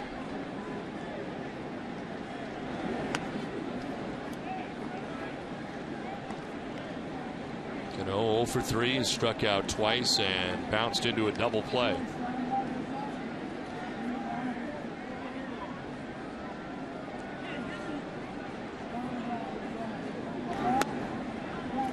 One and one.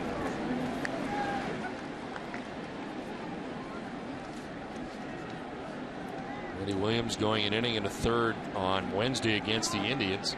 It's his longest scoreless outing of the year.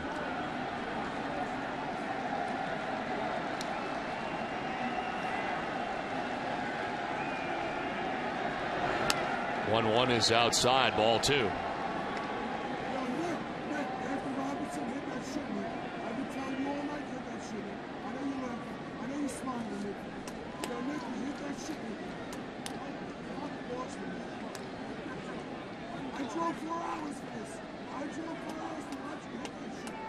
The 2-1 pitch is in the air to right.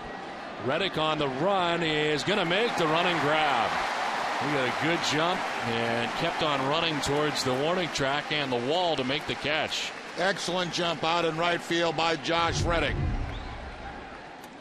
Cano putting that ball on the line. Reddick gets the very good jump and makes the catch going to the warning track.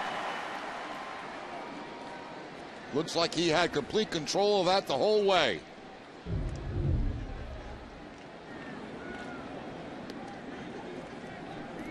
One out in the 9th inning for Nick Swisher. There's 2 hits in the game, a single and a double, wrapped around a strikeout. His double in the 6th inning produced the go-ahead run for the Yankees, and it's holding up right now. New York on top, 3-2.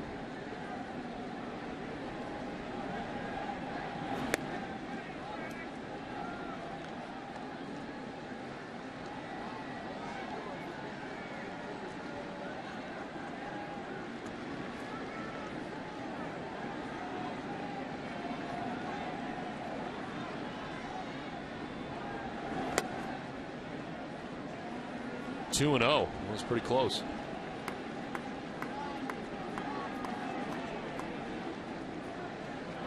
Lester for 6 innings tonight. John on the hook. 2 innings from Albers. Now Randy Williams as the first out of the 9th. Little help from Josh Reddick in right. Here's a foul ball. 2-1. Don't forget, coming up immediately after the game, to stay with us for WB Mason Extra Innings Live. It's all the post-game coverage you'll need right here on NESN.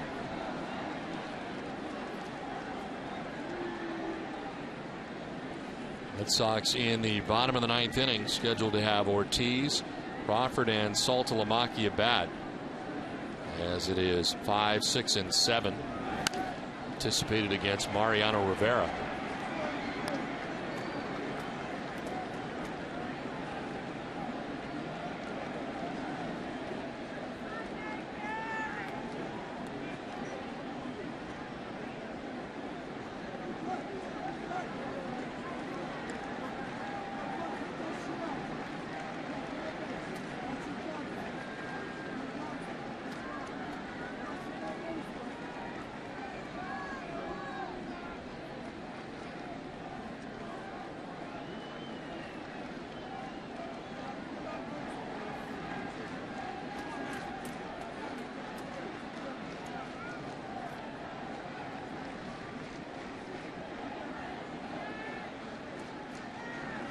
Swisher may have gone. They check. No, he did not, says Mark Carlson. And it's a full count, 3-2. And a good call for Mark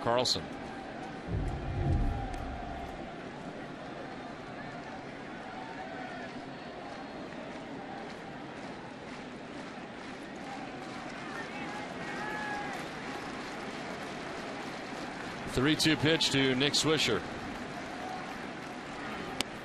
There's ball 4. Down to first base he goes with 1 out. Lengthy at bat, fouled off some pitches, took some, and it's a 1-out walk. That is walk number 6 of the night, given up by Red Sox pitching.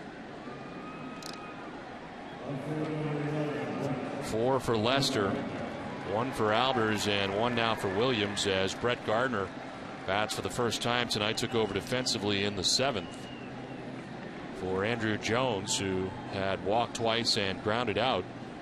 But Gardner, a .279 hitter, his first plate appearance of the night.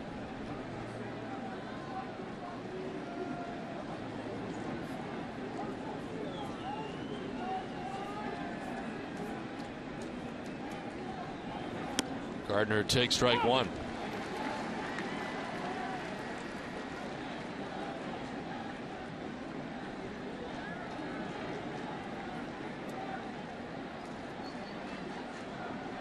Red Sox had a 2-0 lead with runs in the 3rd and 4th. The Yankees get a 3-run 6th inning off Lester, and it's the difference in the game. That breaking ball's in for strike 2. Fastball followed by the curveball from Randy Williams. Quickly gets ahead of Brett Gardner. No balls and 2 strikes.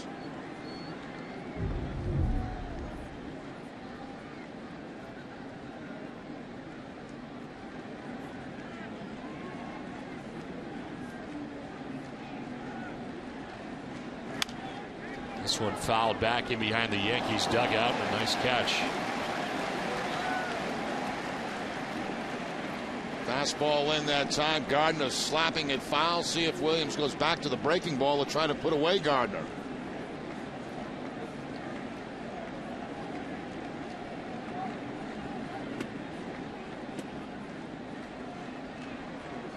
He's going to throw to first. And back is Swisher. 2 first. I went Dubs on the first. Yeah, got to get Dubs out there, Don, in the Yankee Red Sox game. That's good.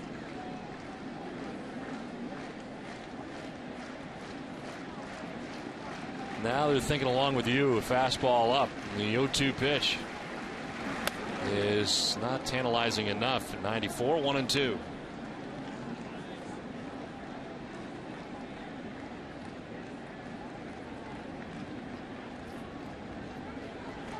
David Ortiz will lead off the bottom of the 9th inning. He's got the bat in hand and ready to go, as the Red Sox at the very least to be dealing with a 1-run deficit. Facing Rivera. The 1-2 is grounded at first. Gonzalez goes to second for 1, and there'll be no return throw. They get the lead runner in Swisher, 2 down. Especially with Gardner running, he can fly. Yeah, the fastest of all the Yankees. No chance to double him up on this play. Gonzalez making sure he gets that force out at second. Not even throw by Scudero to first base. As Swisher coming in hard, trying to make sure there's no double play.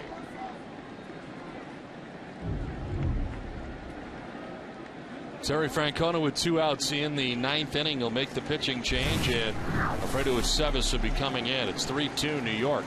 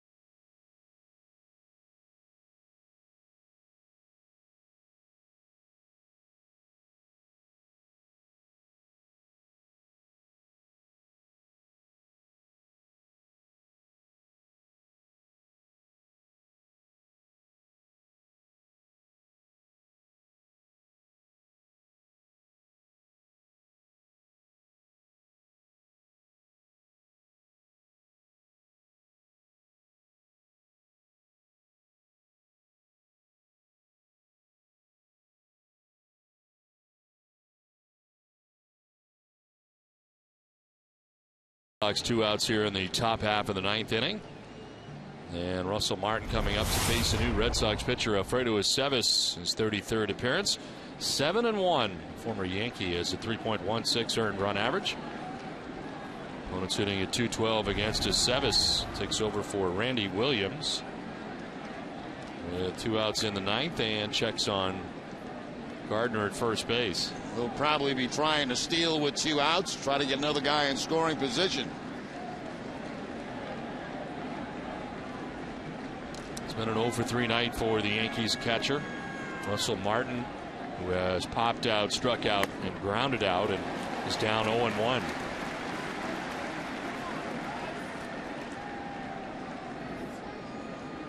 Yankees kind of giving up on Aceves after he worked out of their bullpen the last couple of seasons.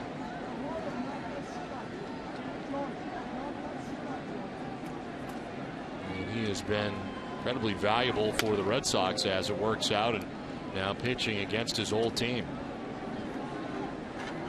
Started, relieved, done multiple innings for Terry Francona, and been in some very key spots.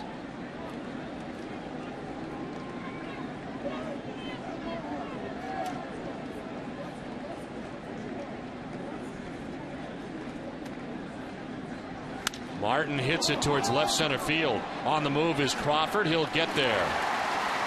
We head for the bottom of the 9th inning. It'll be David Ortiz, Carl Crawford, and Jared Saltalamacchia.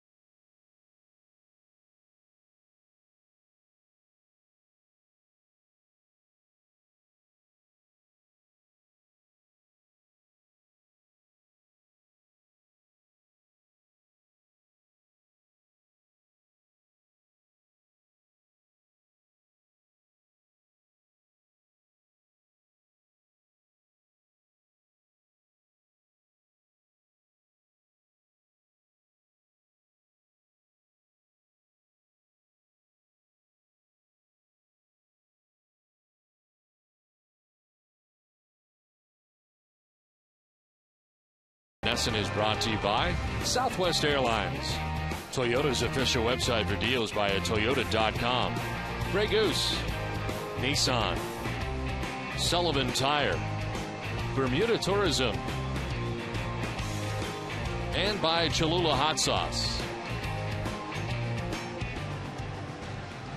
3-2, Yankees on top of the Red Sox as we head to the bottom of the 9th inning. And Mariano Rivera into the game, his 44th appearance. A 1-1 record, a 1.74 earned run average. 28 out of 32 on the year. He's got 37 Ks to just 5 walks all year. And opponents hitting at .232 against Rivera. It's a visit from Robinson Cano. It's only the 2nd appearance this season for Mariano Rivera against the Red Sox, and we told you about the back end of this Yankees pen. Soriano goes an inning, all zeros with a strikeout. Robertson is a perfect 8th. And now Rivera for the 9th will face Big Papi.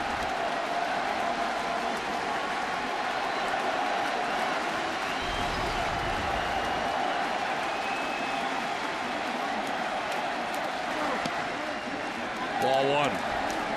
David homered back in the fourth inning. His 21st home run of the year.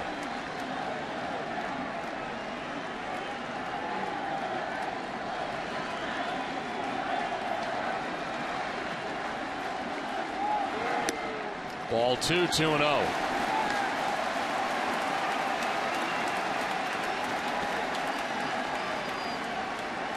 Rivera named to his 12th All-Star team back on July 3rd. On attend the game, replaced on the roster by Jordan Walden of the Angels. Ground ball right side on the 2-0, and Teixeira will handle out number one of the ninth. Well, of course, that's the pitch that Mariano Rivera has made a Hall of Fame career on, the cut fastball. And he throws the cutter to David Ortiz on the 2-0 count. The result, the ground ball to first base.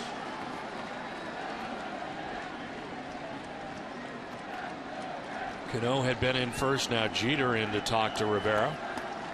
Was one out in the ninth. Here is Carl Crawford, who was grounded out, struck out, and doubled.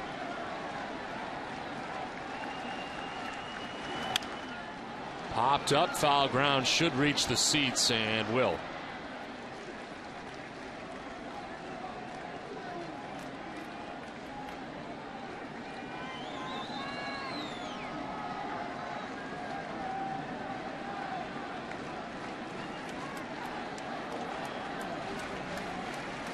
Red Sox had a 2-0 lead into the sixth inning when the Yankees scored 3 times.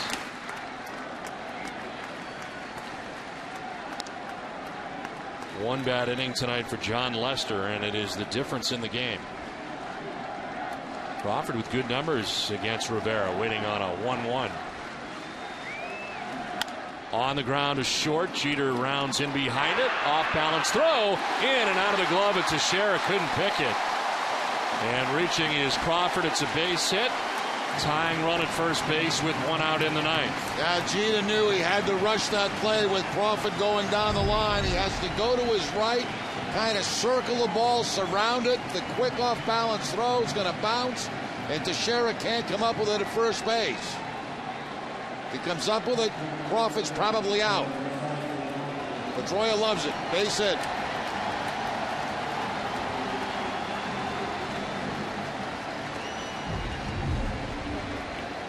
Tying run at first in speedy Carl Crawford, who gains his lead. Jared Saltalamacchia is 0 for 3 tonight.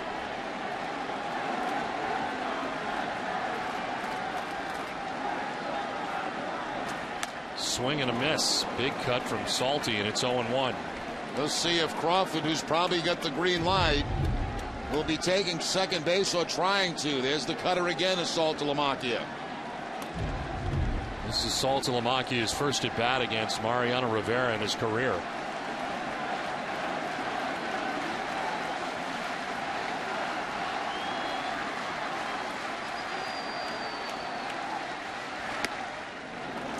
One and one.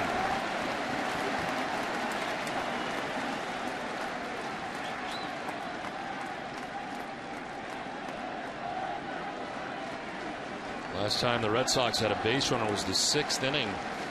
Prior to this in the 9th, and with 2 outs, Crawford was at second. Saltalamacchia grounded out. Now he takes strike 2.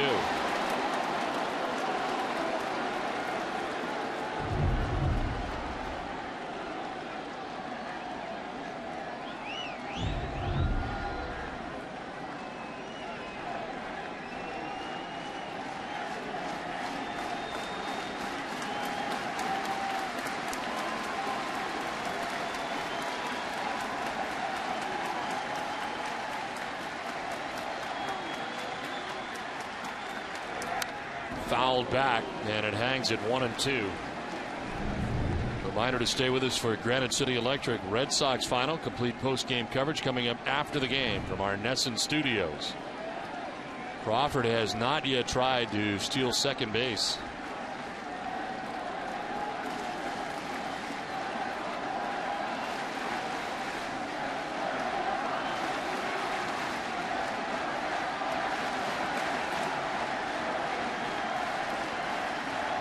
strike 3 call.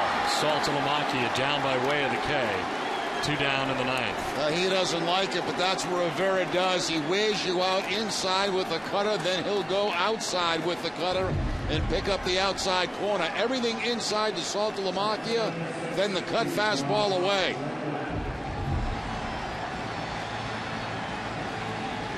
So 2 down for Josh Reddick.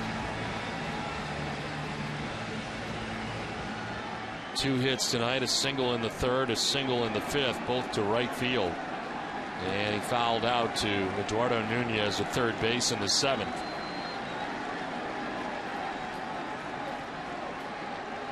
There goes Crawford on the first pitch, and Reddick fouls it off. He gets a piece of Eric Cooper, the home plate umpire. It's almost like you have to give him at least one chance to steal second base. Off goes Crawford at first base with a very good jump. But Reddick swinging and fouling the ball off. I see you wincing up here like, give me a chance to get to second base. Just give me one chance to get to second base. Give me a strike. Take one.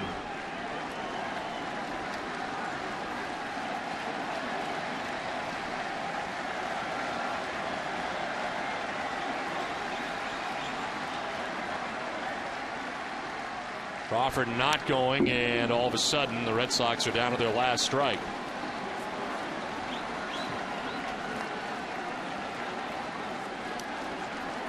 Reddick has taken 2 rips and is down 0-2.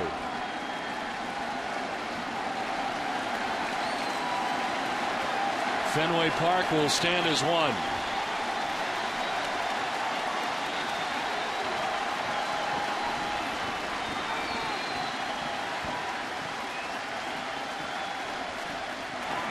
Reddick strikes out, and the Yankees take game 1.